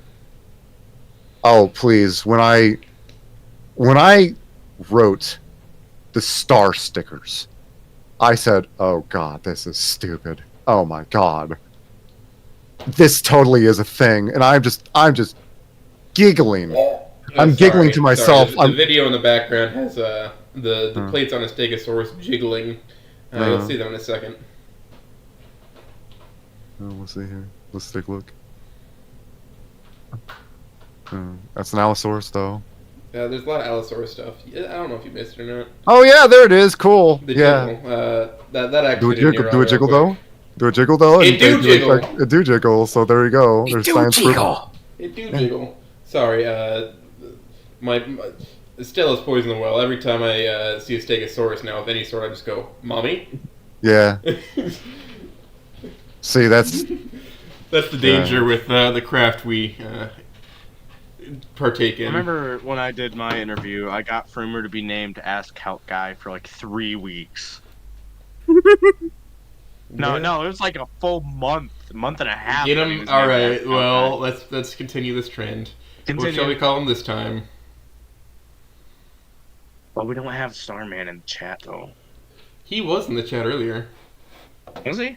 Yeah, at the beginning. Mr. Bonds, are you still there? Are you there, Dad? If you're listening, Somebody Frumer. type Bonds about the uppercase B. You need to come fix that. Name Frumer mathematician. please, lowercase the B in the bonds, and he will appear. There we go with Asthmatician. There we go. Perfect. One man deserves the credit. One man deserves the blame, and it is the fortune of Frumer is the name. I don't fucking know. I can't make it. I can't fit that into fucking Lobachevsky. I can't turn into the syllables for Nikolai Ivanovich Lobachevsky from just Frumer. By the way, Oh shit, my food's here. I think I'll be back. Oh yeah. Yeah. At some point soon, I'll have to go get dinner. Oh, by the way, did you see the art that Big Boy Tony dropped on Sweet Memories? I can check. Yeah, I'll post it again if I could, because you don't have to scroll up. Yeah, it's Fang and Samantha gossiping, and I'm echoing. Who am I echoing from? It's The funny Mr. It's MD good. Man is left his mic hot. Oh God, I hate Sarah, this. Sarah, I hate this man. echoing for us. It is done. There we go. All No, right, I, whenever he comes back, just I guess we'll put a message. I am looking forward to crafting more gossiping sessions between those two. Oh, that'd be great. Why I- are Samantha's wings so small compared to her body? I don't know. This is the tarot. One thing I've noticed with artists, The wings should be longer than the arms. the wings are very non-Euclidean in nature. And also, that's not how wings work. When it comes to wings, I noticed probably the best wings that I've ever seen is from Hugo. It's from a Spectro, 100%. All right, so I guess I'll try to explain it verbally how wings are supposed to work. You see the layer of down there. There should be an entire layer down one spindly appendage to the tip of the wing, basically. It should go a little bit further than that, and you should see it the point come off of that. So the downy area should be longer and pointed down a little bit for this kind of movement. That's interesting. The feathers, when in an outstretched pose, should have like a better arc coming from the back. Like more of an arc, and they shouldn't just fucking kind of flop over like they're doing here. So it should like start with one pointing towards her back, arc, with the feathers getting longer, like getting a longer length on them, being more formed as a single feather at the end. Oh, that's interesting. Okay. Well, if I was an artist, I would take that all in consideration, but I am If you not. were an artist, you think about it, but Yeah. you know, If I was an artist, I'd be doing art for left and right for Sweet Memories. yeah, There's so many. There's so many stupid things that I want to draw or want to see, but like at the same time, I'm just so happy that somebody was inspired to draw. I draw geese so very often, and so I've just kind of learned how wings work. Yeah, yeah. Even if One it's thing just that to draw stupid shit. one like thing this. one thing that I have, one thing I really like to do. I don't know what this is called. Let me find it. Right quick. Is writing how words feel rather than how they're pronounced or how they're actually how the words feel on the page, how they feel to you. Check this out. It's almost like graffiti. I guess you could say. I guess that's what that is. I like what comic books, that kind of thing. Well,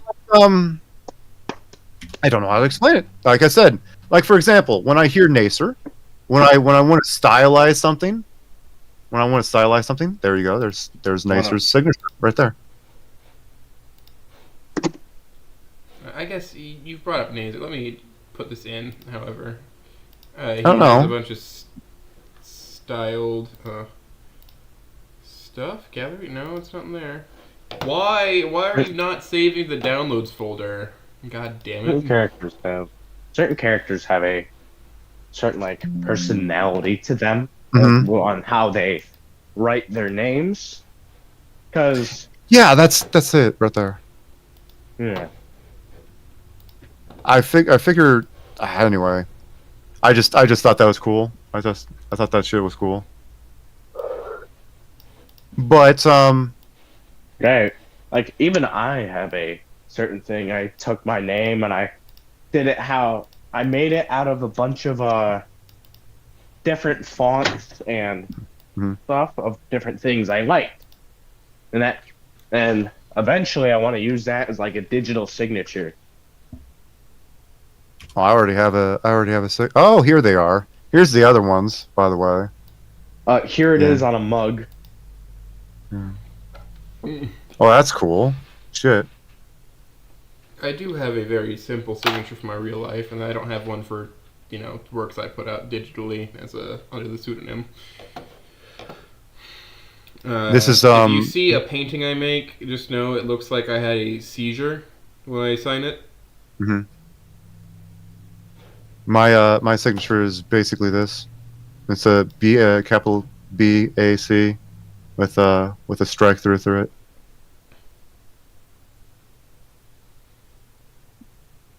I like that. Styling, I don't think in that piece there. I don't think that works for. I don't think Stella would write her name like that.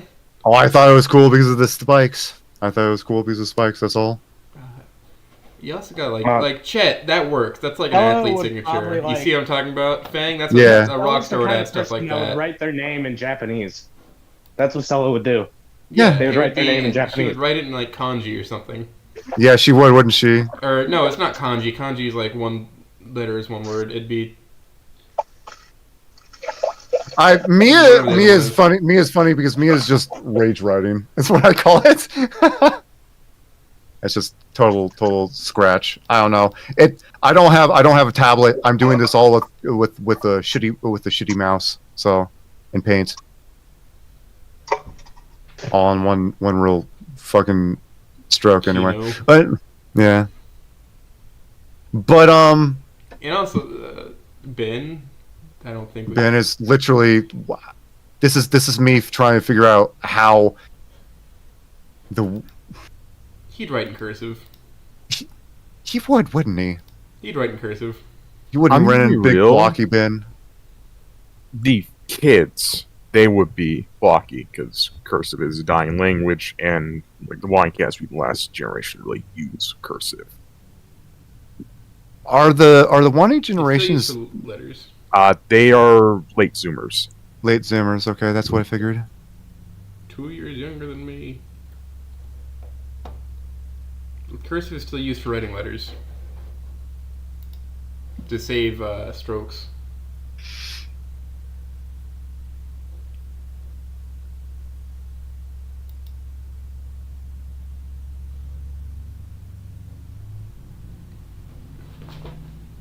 They taught me cursive. It depends on the state, and I imagine California would still teach it.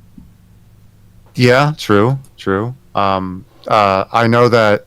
See, here's the thing. I can't write it, but I can read it. Oh yeah, for sure. I never learned how. I was taught to write it, but I never was. I There's no can use write it case. at a very. I can write it at a very grade school esque level, but I'd prefer not to. Yeah. But I was taught to write it. I think I may wind us down Okay. pretty quickly here. Just I gotta go get dinner, Okay. Yeah. do my grocery shopping, and we have other stuff. But Well, hell of yeah. course, you're always free to hang out with us. But you think I'm gonna fucking be like, leave my house, Sure. No. get out? If you guys ever wanna chat at any time, yeah, sure. why It's not? like if there's people here, go ahead and join. Yeah. That's my standpoint. Sure. That's why this is here. Sure. Right, you see, we have plenty of VC chats. We run a book club. We got plenty of fun things we do on here. Sure. And I don't know. If you ever want me to read something, I'll read it for you. Yeah, I just have my Google Doc stuff that I have that I need to actually work on. But yeah, Megaloboxing's out there. Hell yeah. You'll find it. I released the first chapter in June, and then nothing else. Because I'm not done. It's still cooking. It's still cooking. It's still cooking. Cook until it's ready. It's burnt. Do not rush to chef. No, I am very excited to see where I can take these characters next, and to see how I can actually deepen the love, if that's possible at this point, between Lucy and Anand. Yeah. Oh, Columbo's gonna be in rolling reverse now. Literally, they're literally one of the comments is like, oh, so when's the blah.